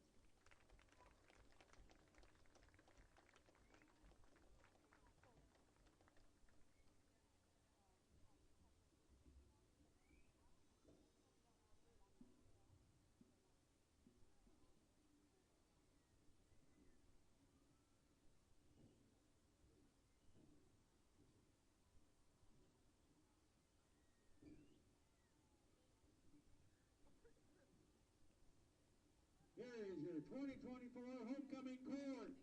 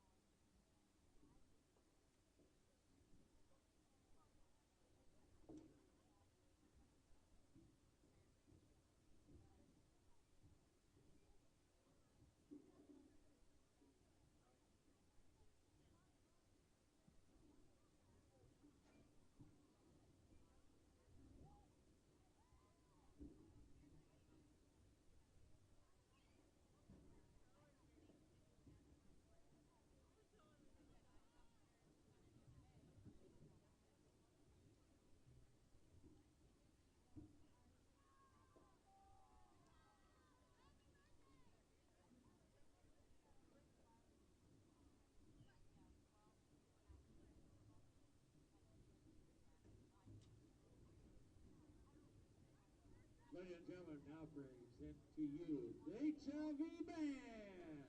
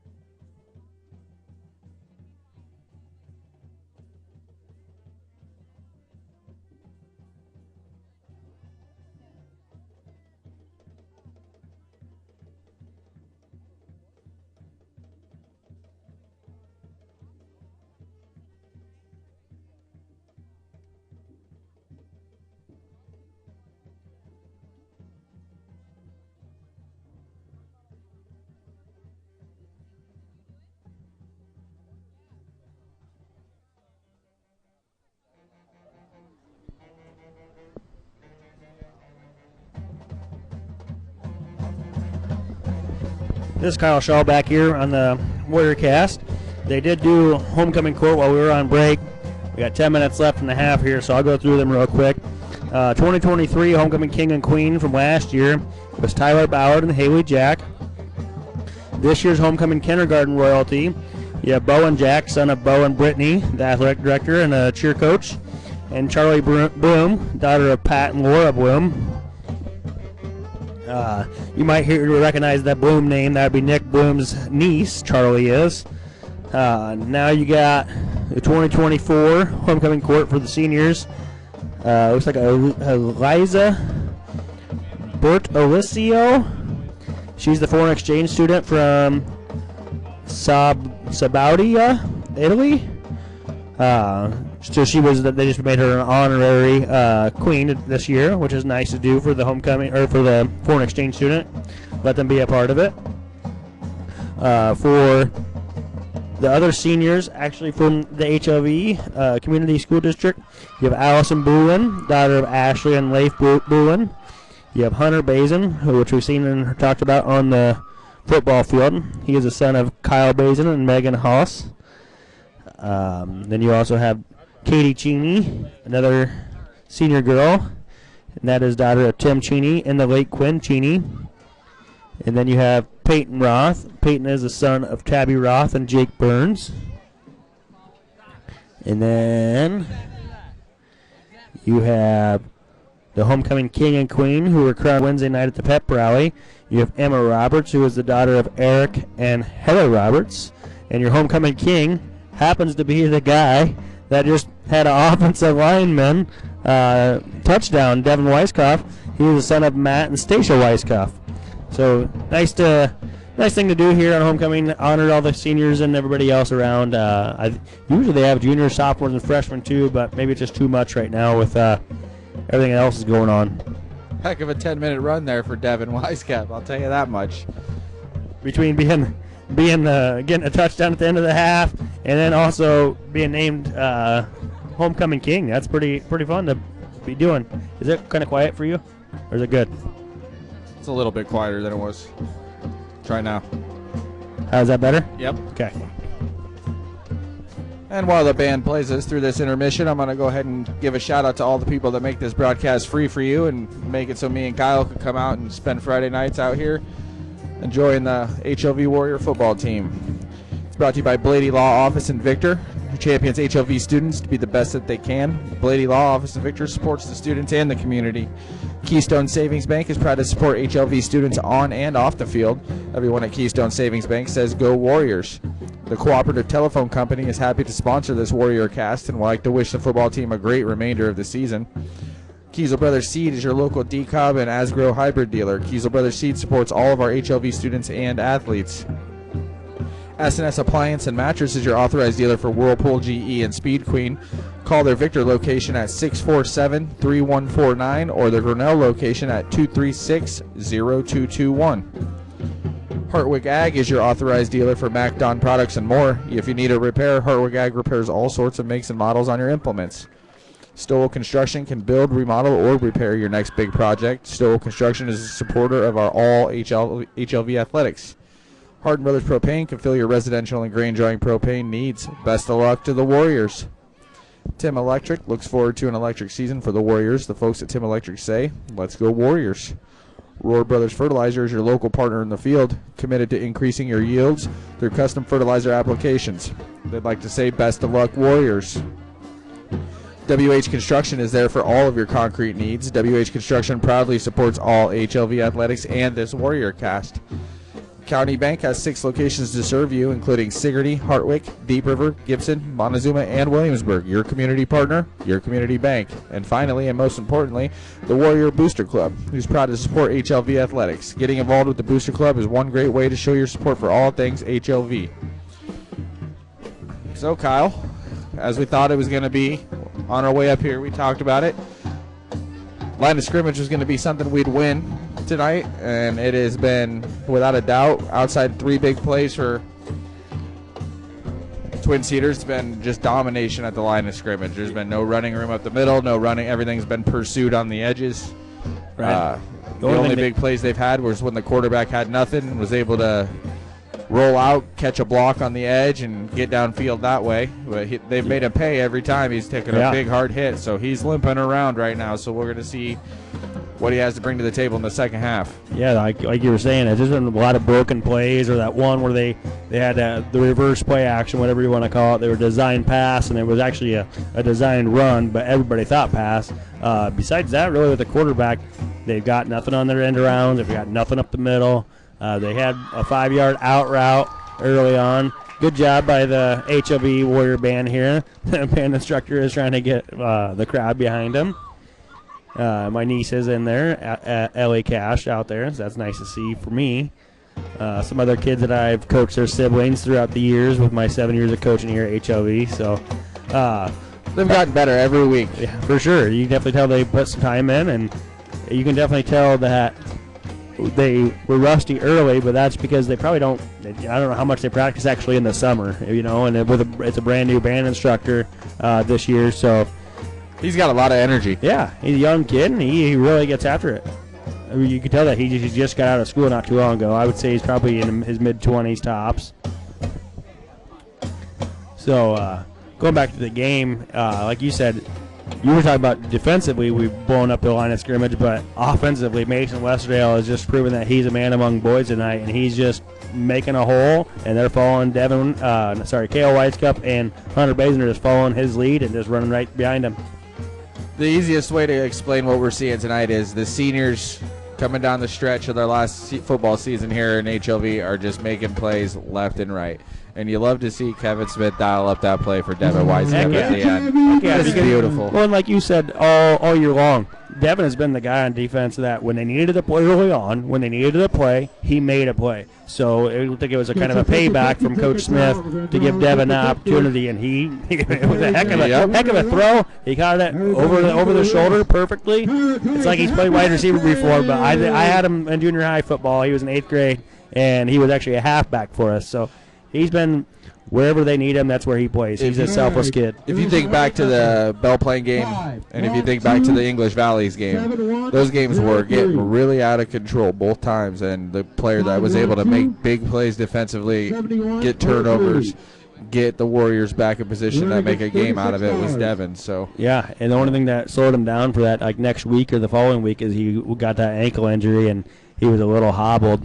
You could definitely tell at the end of the EV game, he gave his all, and he was hobbling around, and he was hoping other kids would help him out and get it going. We got 2.5 minutes left in the halftime here. Reminder, this is Kyle Shaw and Zach Garner on the broadcast. We have set assistant Zach Schropp. Please tell your friends and family. I haven't said it tonight, but we are on thewarriorcast.com. I know people have asked me tonight what the link was, but if you just type in thewarriorcast.com, it'll take you right to it, and when you scroll to the bottom, push play, and we're on. Big thanks to Danny Davis and Sportscast Media down in Minneapolis, Iowa. Also AD Bojack here at HLV, Principal Mark Tegler, and Superintendent Brad Hohensee. It looks like the PA is trying to get the kids ready for their homecoming dance tonight. They got Cotton Eye Joe going. I'm not getting up and dancing to that because you don't want to see that. Me neither. You got cheerleaders dancing. I can sure cut a rug in high school, though, I'll tell you that much. Yeah, I sat in the side. I sat in my chair. I just kind of watched. Every once in a while I'd get out there, but not a lot. Like to see the good energy out of the Warriors coming out of the locker room. Some dancing. Not only from them, but even the fans. There's a lot of smiles out here. Usually when we're here at the games lately, it's been kind of hard to be around. The parents are kind of bummed out because we're not into the game, but this week is definitely showing what we can do when we play a competitive game or a team that's comparative to us. But you like Zach said, our line of scrimmage is just dominating right now. The first drive, you could definitely tell they were missing Levi Molnix again. Hats off to him on his last football season. Hopefully I'm going to guess broke collarbone. I heard it was at 2 spots. Hopefully it's only a 4 to 6 to 8 week injury. So he'll be back on the basketball court before you know it. I think they probably start practice at the end of October, beginning of November. I think that's when we used to. I think we always started the first week of November as a girls coach, and then the boys started the next week. So second week of November, I'm going to guess they're going to have little open gym stuff like that before. So Who would have known to replace your all-world wide receiver was your right guard? Yeah. Devin Weiskup out here making plays like Levi Molnick. Well, that ball was in the air. I expected to see McCullough on the end of it. When I see 32, I still can't get over it. That's a crazy play tonight in that Akron play. Yeah. Where he should have been wrapped up 4 different times and managed to get a first down on it. And I thought it was 22, and then I remember at the beginning of the play, I looked over and he was setting up like a wide receiver screen. So I was like, how the heck did he get downfield that fast? But it was 32. He didn't have a person on the line of scrimmage over the top of him, so he was able to free release and run down there where Twin Cedars wasn't ready for it. So I expect with a continuous clock here for this second half to fly by, and I also expect to see some players we haven't been able to call their names this year so far. So that'll be a good thing on homecoming. Yeah, definitely. I know when I played for Coach Smith, he always tried to get the younger guys in the second half when they'd either have a lead, which most homecoming games you usually try to schedule an opponent where you're definitely going to get the win. So with that being said, hopefully we see some younger guys get into the game and get some carries here.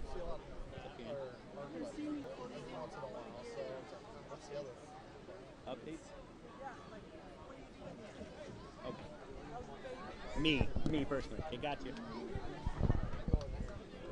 So I'm going to guess we'll see. We do get the ball at the second half kickoff because we deferred early and Twin Cedars elected to return. So I'm going to expect to see the first 2 or 3 drives of HLV. We'll do what we've been doing. We'll pound the rock. We'll go down and try to score a touchdown. Keep up the defensive energy and don't let them get anything going. And like you said, get some of the younger guys in there and see what they can do. I know their JV team they've won a couple games, so it's nice to hear that from when they play on Mondays. It's hard to be here on Mondays for me with 3 kids at home. So wonder if we'll see Briar Jack again at quarterback. Yeah, I know in their JV they've played Briar Jack at quarterback. They've played some Sean McCullough at quarterback. So you might see something completely random that we haven't seen before since we're not here on Monday nights for their junior high and JV games. So we're getting ready to go back to football here in Victor on their homecoming night. It's 36-0. HLV leading Twin Cedars Sabres. Twin Cedars back in black going. Yeah, Twins. This thunderstruck is what I've heard it, not back in black. Twin Cedars is going to line up to kick here. All I hear is thunder. That's not usually back in black sounds.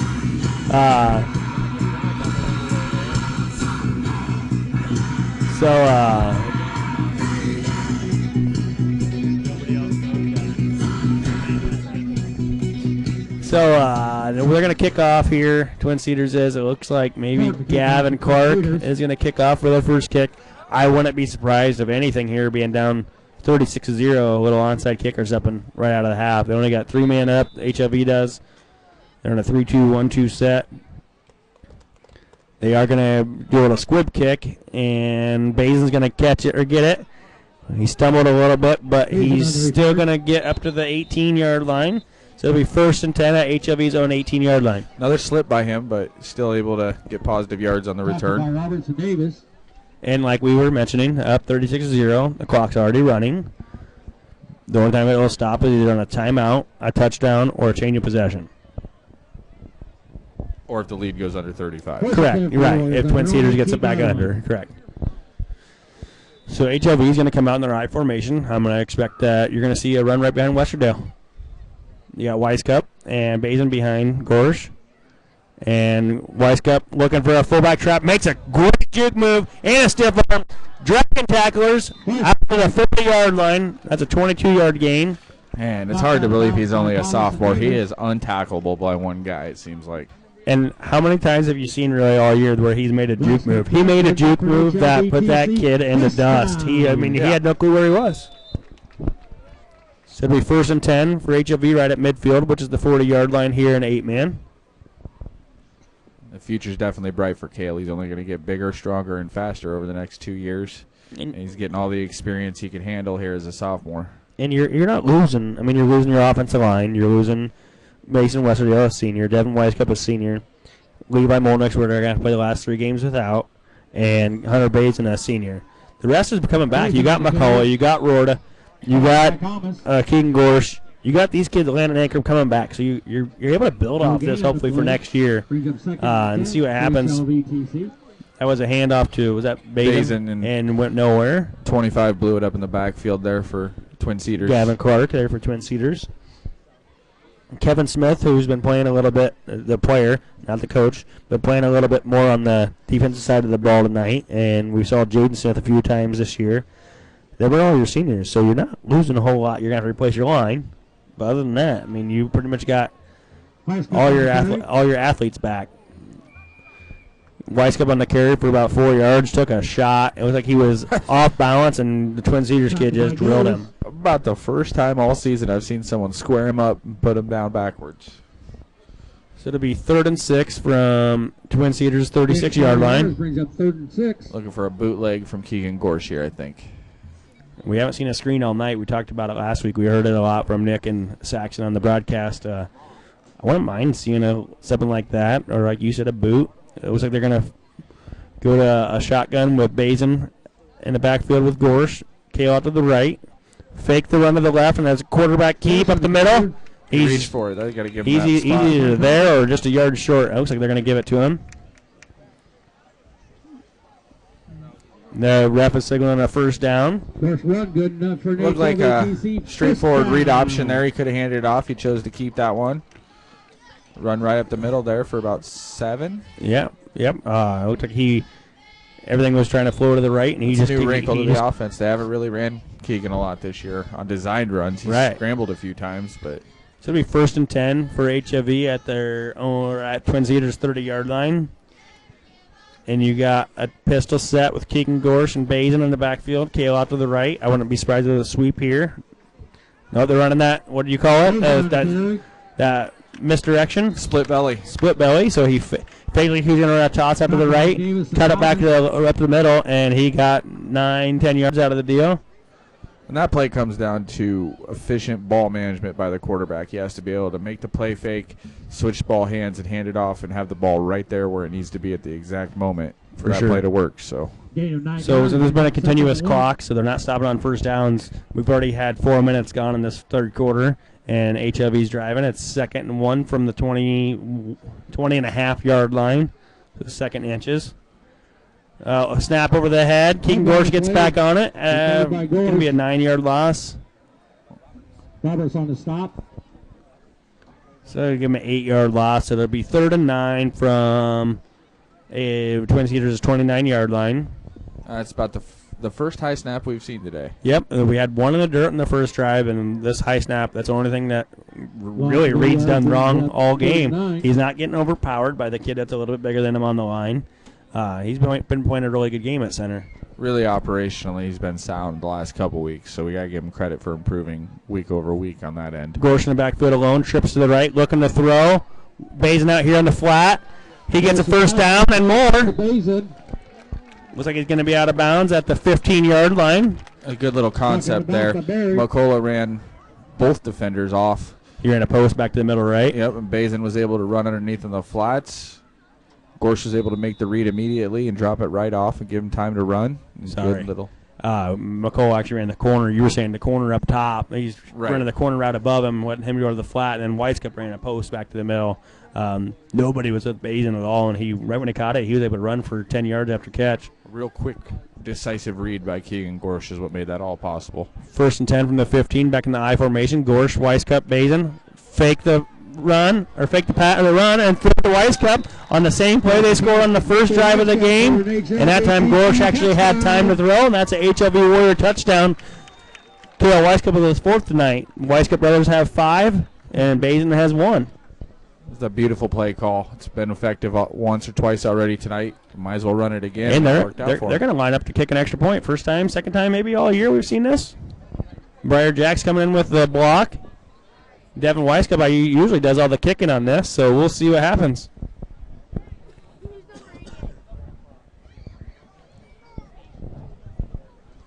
Keegan Gorsh is 5 for 8 for 113 yards tonight, 2 touchdowns, 1 to each Weiskup brother.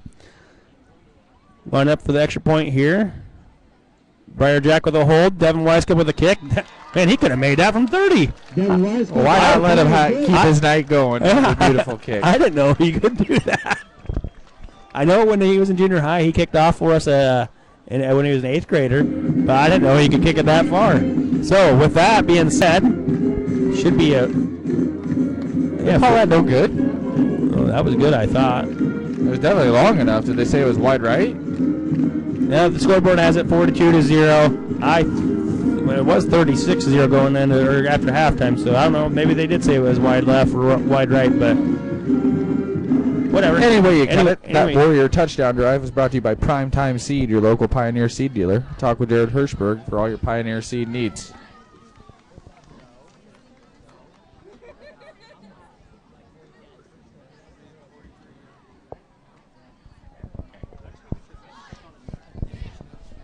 Hawkins the kickoff for the Warriors.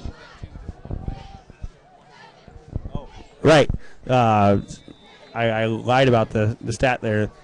He actually has 3 touchdowns, 2 to KO, both in the same play, and then that one at the end of the half to Devin. And they actually did give him that extra point, so it is 43-0.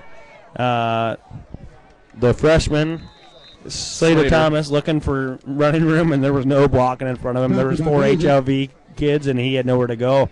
So Twin Cedars will take over 1st and 10 at their own 18-yard line with a score of 43-0, and the clock is still running. There's 5.5 minutes left in the 3rd quarter. So one drive with that continuous clock, there's 6 minutes gone just like that. It's just crazy. Like that.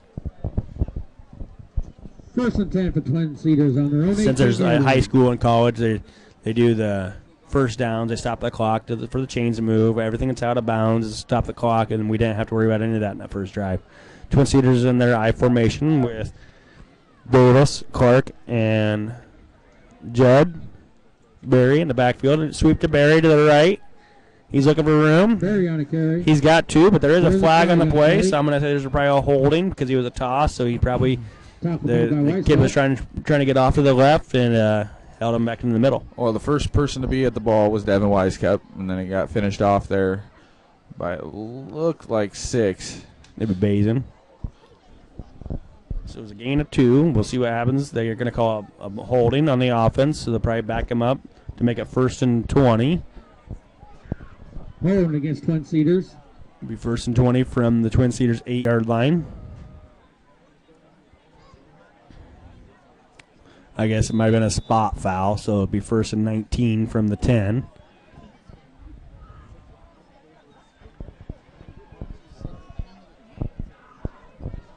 Twin Cedars has 6 penalties for 44 yards, and HLV just has that 1 on that kickoff for that 10-yard penalty. Nice to see that HLV's cleaned up that aspect of their game.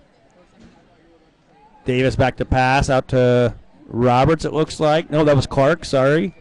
He's able to get the yardage back to get it back to the original line of scrimmage. Pass complete to It was like a little curl there on the far side of the field with a little, I wouldn't call it a legal chip block, but there was definitely a pick out there that allowed him to get open, get away from his defender there. Well-timed play. We were talking about right at halftime, Coach Kevin Smith going to rotate some players. He just took Kevin Smith out, the player, and put in Jaden Smith at D-tackle, nose tackle.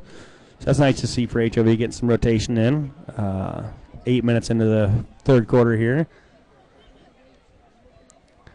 Davis under center. You got 2 guys out to the left looking for a fake. Oh, my. I thought he was still throwing the ball. They handed it off to Roberts.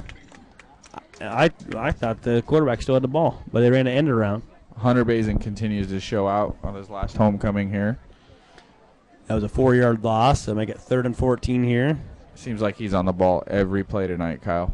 He's reading it. He's reading his keys, and he's reading them correctly, and he's just attacking the ball. He's firing. 3rd and 13 from the 15-yard line for Twin Cedars. You got Davis in the backfield.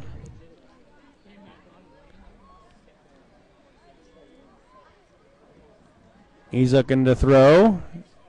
Bazin almost had him in the backfield. Backfield. Interception. Sean McCullough sat on his guy, played his man. He was all over Gavin Clark. That kid, Davis, went all the way to the right sideline, tried to make a miraculous throw back to the middle, and McCullough was sitting on it. McCullough with 2 great catches tonight now with that Moss down at the one end, and then he's got a little celebration going too. He's got a lot of flair to it. You gotta love it. He's only a sophomore, so we're going to see him for a few more years. That play was really created by the pressure by Bazin, though. He flushed the quarterback out to the sideline where the 9th defender in this case is, that being the sideline, and the quarterback had nowhere else to run, nowhere else to look, and he just kind of threw up a prayer, and McCullough was there to take the ball away. Since that was a turnover on down, that was a turnover, a change of possession. I was surprised the clocks kept running, but it is what it is. Pistol set, hand off to Weiskup going left. He's got 7. Ran out of bounds for 8 yards, it looks like, 7 yards. 22 again there for Twin Cedars, the freshman again, Slater. Yeah, like you said, he's a tiny kid, but he does not he doesn't shy away at all. Got a bright future in front of him, you can tell just by the way he plays and attacks the football. You can see a lot of, I hate to say poor body language on some of the Twin Cedars kids, but you're not seeing it out of him at all. He is aggressive at the snap every play. 2nd and 4 for the Warriors. 2nd and 4 for HLV at Twin Cedars' 13-yard line. You got a pistol set, Bazin behind Gorsh. And he's going to hand it off to Bazin going right. He's running away from a tackler from behind. There is a flag on the play. He's down to the 4. Might be a holding on McCullough there. Oh, Bazin's getting up slow. He got wrapped up. He got twisted around a little bit. With it being a 43-0 lead, he's a tough kid. I wouldn't mind just sitting him the rest of the game and just letting him enjoy his homecoming night at the dance tonight. Let's see if he minds, though. Yeah, he probably will tell Coach, I want to get back into the game. But you're up 43-0. You got a tough Iowa Valley team coming to town, or we're going to there next week, and then Winfield to end the year. Let's keep him healthy and be 100% going into that game. Well, 95% without Molnix. It looked like he took a shot to his ribs as he was getting twisted, so maybe just a little bruise.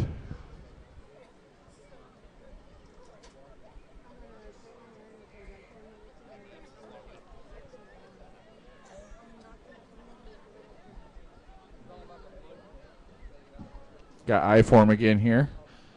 Ackerman in the backfield. Here we go. Here he goes. He breaks a tackle. He was running to the left. He's coming back to the right. Number 5 or 6 for late flag. Number 6 Barry. He got stiff armed and he didn't give up on the play and still tackled to anchor him. Haven't seen any 30-yard flag throws tonight, like we did a couple weeks ago. Remember those? Holding on the offense here. That was what Calamus Wheatland. Yeah. They're throwing the guy at the back judge was just launching flags. Yeah. Announcer Jinx, like Sash and Zach Schrupp said, back-to-back penalties for the Warriors after having 1 for 10 on that kickoff only. It's going to be Bazin is going to check back into the game. 2nd and forever here. Probably see a pass play on this one, or get behind Westerdale and see what happens. Because Bazin checked back in. They've thrown out of this I from a bunch. Bazin behind Westerdale again. Then he's looking to come back to the right. Took 2 guys to bring him down. Number 9, the quarterback, Braxton Davis, was able to bring him down. Just got on his back and didn't let go. Was able to get 7-8 yards out of that one to make it third down and 15 from the 25-yard line. They did end up giving that extra point to Devin, by the way. Yep, I asked the guys next to us, and they said, no, that was good. I said, I thought so too, and I looked over again, and it was 43-0.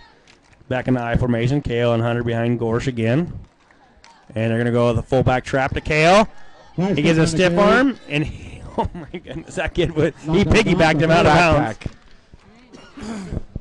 Kale's able to get, he got ran out of bounds a little earlier than I expected, so it'll be a 6-7 yard gain. Be 4th and 8 here, and that's going to be the end of the 3rd quarter. That was a quick quarter, but it'll be a continuous clock. Just from the naked eye, you don't look at Kale and see a kid that's capable of some of the things he pulls off, but that kid has a very bright future in front of him. It never seems like one guy could bring him down. He comes from a good athletic gene in that family. His cousin Derek Weiskup is a freshman at Iowa. He played junior high football here at HLV, and then he went over to Williamsburg and finished his 4 years there and got a scholarship there. State championship. Yep, got a state championship with Williamsburg, and then he's also a state champion high jumper. K.O. Weiskup is the cousin of Derek. Brett is Derek's dad, and Matt is K.O. and Devin's dad. So they have, and I went to school with their uncle Chad. He was a year older than me. And they also had an uncle Jason who unfortunately passed in a car accident right out of high school. So it's 43-0 at the end of the third quarter. HLV will have it 4th and 8 at the 18-yard line of Twin Cedars. This is Kyle Shaw and Zach Gehringer on the broadcast. We have our center assistant Zach Schropp. Big thanks to Danny Davis and Sportscast Media out of Mediapolis. Also, big thanks to HLV Athletic Director Bo Jack, Principal Mark Tegler, and Superintendent Brad Hohensee. HLV is getting ready to go for this. Shotgun set. KO off to the right of Keegan Gorsh. Bazin to the left. Devin Weiskup cannot sneak out for a pass this time. They ran a reverse to Bazin, and he's able to get in for a touchdown reverse. All right, so that was a handoff to the running back who then gave it to the reverse Correct. action. So I know HLV's playbook. Kevin's called that the counter crisscross. So HLV hands it off to that running back. They have the pulling guards from the left side go to the right, and then let Bazin run behind the pulling guards and wrap all the way around. And Twin Cedars wasn't ready for that action we've seen that at all this year, have we? They've tried it a few times, but you got to have your offensive line hold up penetration. Okay. And when their defensive line just gets through right away, you can't see that. So Bazin ran around the edge, and Twin Cedars was still running the other way when he had the ball going in for a touchdown. That makes the score 49-0. Bazin with his second touchdown tonight. Devin Weiskup lining up for another extra point with Briar Jack Holden. Snap is good. Holds good. Kick is up. I'm not kidding. He could kick that ball from 30. I'm surprised they haven't been kicking it all year long. So that makes the score 50-0 HLV. And that Warrior touchdown drive is brought to you by the Warrior Booster Club, who's proud to support HLV athletics. Getting involved with the Booster Club is a great way to show your support for all things HLV. With that last carry, HLV has a total rushing yards of 221, something you haven't seen all year, and that's for 4 rushing touchdowns. So you got 4 rushing touchdowns there, and I think you got 3 passing touchdowns for Gorsh, or do you have 4? You have 2 to KO and 1 to Devin. So the scorekeepers aren't used to adding extra points for HLV. They haven't added that 50th point yet. Maybe they do it after the kickoff again like they did last time. Either way you cut it. How many possessions have we had? 7 touchdowns on 9 possessions? Yep, I think we had the first possession and the third possession were the only ones that we haven't scored on. It's nice to see for HLV getting stops, like you said. Hey, they put that 50th point right at the kickoff. They're going to kick it out of bounds. Cash Hawkins does. So 4 penalties total, 2 on kickoffs. It looks like he's trying to just place it and not let that Slater Thomas kid get going, get ahead of steam. So what we got to look forward to in this fourth quarter is the Warriors keeping the 0 on the board for the other team. I was going to say, you don't see a 0 on the board. If you get some playing time for the other kids, the younger kids, that would be huge too. Get something going for next year with them younger kids and see if they can hold the lead. They're actually electing to re-kick this, so they're going to kick it from 10 yards deeper at the 25-yard line. At this point, it seems like Twin Cedars thinks they got a better chance to get some yardage on the kick return than on offense. Yep. Would be why they'd make this decision, I think. So, like I said, I hope we see some of the backups here and some of the names. I'm actually going to have to look at the sheet and figure out who they are in the rest of this game. He kicks it deep, and that was probably the best kick he's had all game. He returns it from the 15. Slater Thomas does. Thomas on the return. And he makes 4 guys miss, and he's running loose. Hunter Bazin tracks him down at the 40. That's Slater Thomas, kid. We've been saying it all game. He's a little kid, but he doesn't give up with the heart that he has. Well, freshman, how big is he? No more than 125 pounds. We'd have to look on varsity bound. But that'll give Twin Cedars a 1st and 10 from HLV's 39-yard line. You do have some new faces out there. You have Easton Crum at D-end. You have Jaden Smith at D-tackle. I can't see the other D-end. It looks like 24, Garrett Reed. You got Landon Ankerman at linebacker. 31, Tristan Perkle at linebacker. Number 14, Briar Jack at linebacker. Number 20, Colin Menacucci at corner. And number 25, Sawyer Meyer at the other corner. That was pretty good. I only had to look at the sheet for one player. Pretty solid, yeah. Twin Cedars is going to be in a shotgun here. Quarterback in the backfield by himself. Looking to throw. Easton Crum coming with pressure. Garrett Reed coming with pressure. Almost knocks the ball out of his hands. He throws up a jump ball to nobody, really. Colin Menacucci was the closest one on the coverage. He had 25, Thomas down the field there. Clark, I'm sorry. He just didn't have any time to throw the ball. Looked like Crum on the pressure. And then, Garrett Reed, it looked like he ripped his arm down before he was able to throw. I'd like to see Garrett getting a little chance to do the attacking instead of the protecting here. He stood in the pocket all season against some real bad mismatches and hasn't flinched one time. Yeah, that Stafford kid from Waco, that was a terrible mismatch for him. He just got pummeled all game long. So Twin Cedars will come out in the same formation they just did. Clark and maybe Roberts over to the left or Misatich. Snaps in the dirt. Crumb's coming on pressure. Looking for a sack. Didn't get it. What a throw. Found Gavin Clark down to the 20.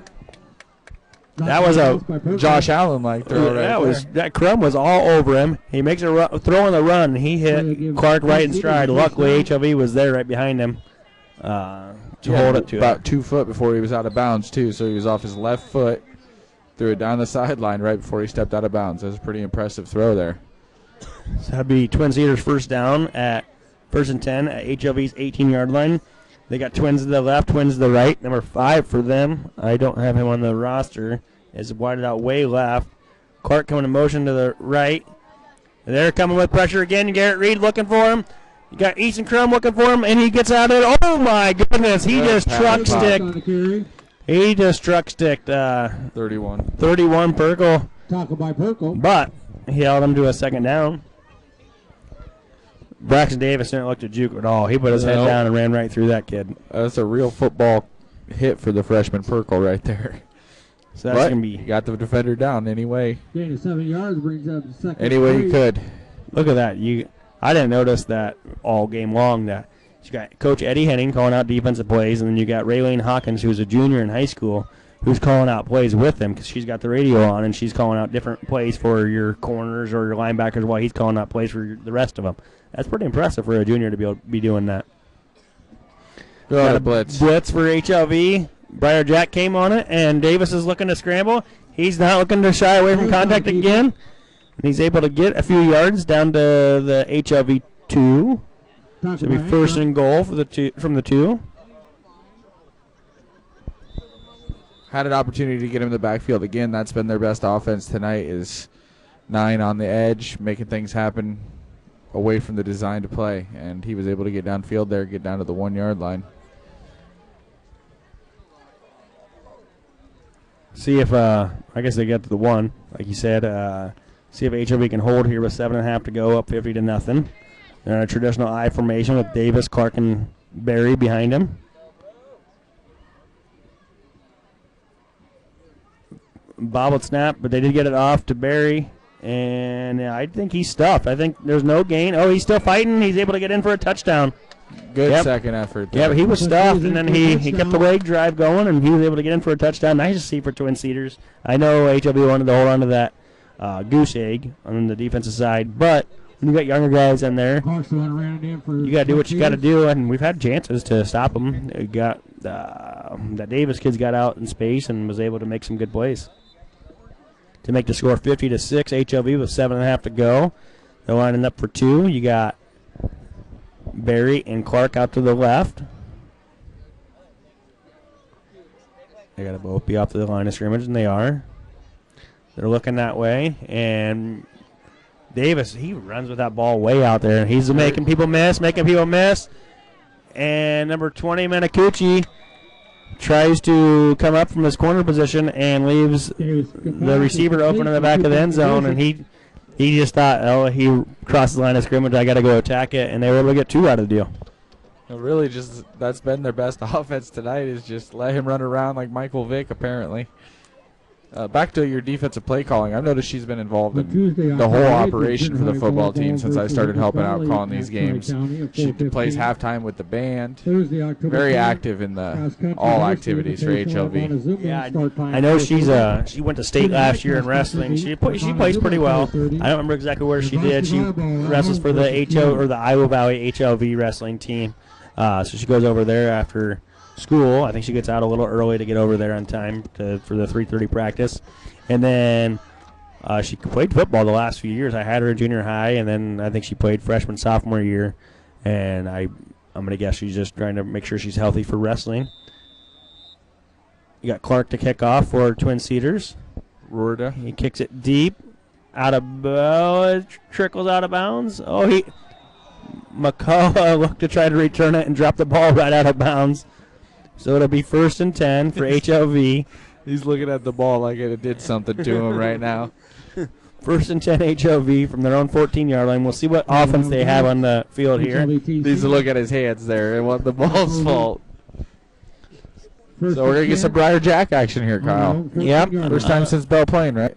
Yeah, definitely. I just want to try to figure out the rest of the lineup. Rorda's still in there. McCullough's in there. Ankram's in there. Jaden Smith is in there. Cash Hawkins, Easton Crum. This is the first time we've seen Cash anything besides kicking, right? Yep, Cash Hawkins playing tight end. Easton Crum on the next to him at the guard. I can't see the center's number. The only starter out there is Rorda, it looks like. Rorda, and then McCullough and Ankram are still out there too. Briar Jack handed off to Ankram. He doing what he always does. He runs right and he tries to find running room back to the left, and there was nothing that time.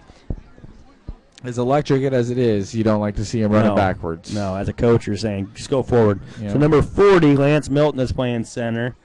Then you got number 88, like you said, Jaden Smith playing guard. Lance is a freshman, so this will be his first varsity action. Number 20, Colin Menikuchi coming in at wide receiver, tight end for Rorda.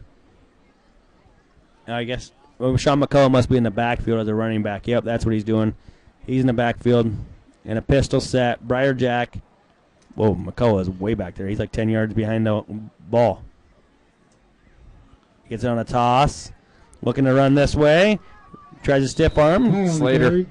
That Slater kid, he's all over the place. Think about him for 4 more years. He's giving up 25, 35 pounds there to McCullough. Took him down no problem. He's going to hit a growth spurt sooner or later. I mean, I'm not going to say he's going to be a 6'5" kid, but he's still going to be, give him 5'6", 5'7", and that's still better than what he is right now. He's, 5'2", 5'3". Not very tall, but he, like I said, he doesn't give up on any play. So 5 minutes left to go in the game here.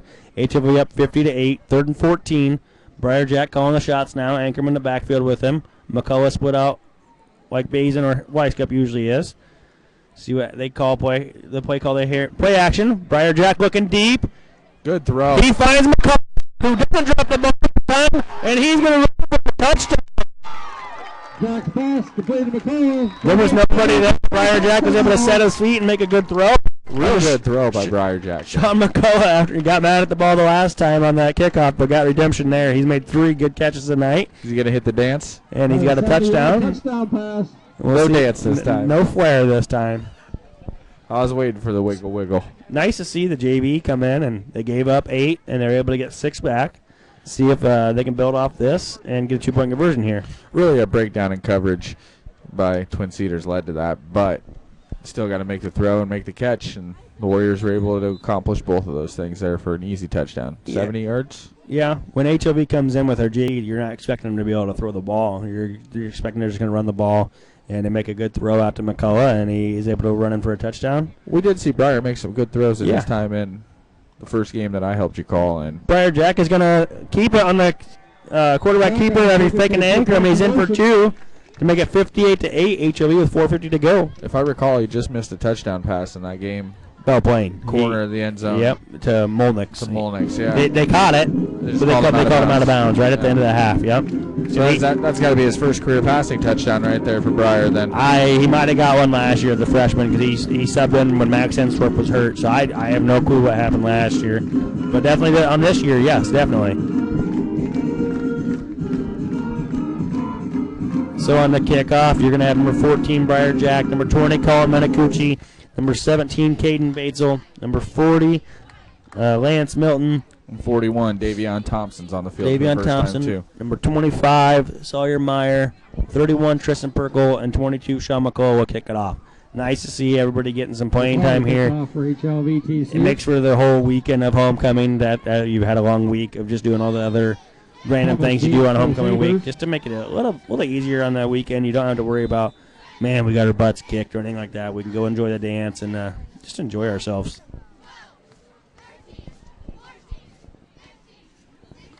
So we got Sean McCullough to kick off here. And you got Slater Thomas deep for them again. Like number 5 for them. I don't have him on their roster. It was like Slater Thomas is going to get it off of one hop, and he bobbles it. He's able to pick it up. Good catch. Makes a kid miss. Makes another kid miss. He's able to run down to the 30, 33-yard line, somewhere in there. Depends where they just mark him out of bounds. What you love to see right now is the seniors that are on the sideline after playing all game are really hyped for the people that don't get any playing time, supporting their teammates, the younger teammates. So, I don't know. Must be a flag down. I think there was a late hit on Twin Cedars on the other side of the field. I don't know what the Not sure what that call knuckle is. to knuckle is, but anyways, it's a penalty on Twin Cedars. Blocked against the Sabres. Blindside block is what they're going to call that. Not just a safety thing. They don't want to see anybody get hurt on that. So it'd be 1st and 10 for Twin Cedars at their own. Were they marking this off at? Oh, man, they went way back because it must have been a spot foul. So back to the 13-yard line. You got Lance Milton on the field on defense with Jaden Smith. Number 17, Caden Batesel. 25, Sawyer Meyer. 20, Colin Menicucci. 14, Briar Jack. 31, Tristan Perkle, and I'm missing the other DN. I can't quite see him. I don't know if that's still Crum or not. Nope, Crum's on the sideline. Or if it's Reed still over there. No, Reed's over here too. Whoever it is, it's number 41. He's trying to track him down. Davion Thompson, like you said, on the kickoff. And Caden Batesel just got introduced to 25 for Twin Cedars right Gavin there on Clark. that block. Not a very nice introduction. He got right back up, though. And clock keeps ticking here. I'm going to remind you that this broadcast is brought to you free by the Warrior Booster Club, who's proud to support HLV athletics. Getting involved with the Booster Club is a great way to show your support for all things HLV. So it'll be 2nd and 2 for Twin Cedars at the 21-yard line.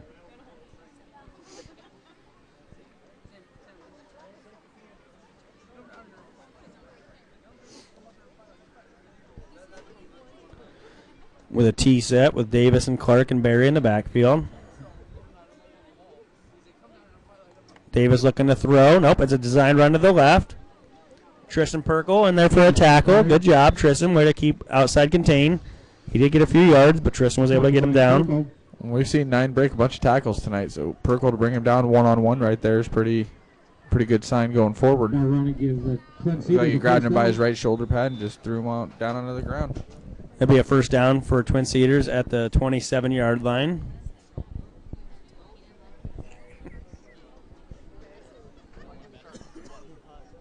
We'll see if the JV can hold this time with 2.5 minutes to go in the fourth quarter with a 58-8 lead.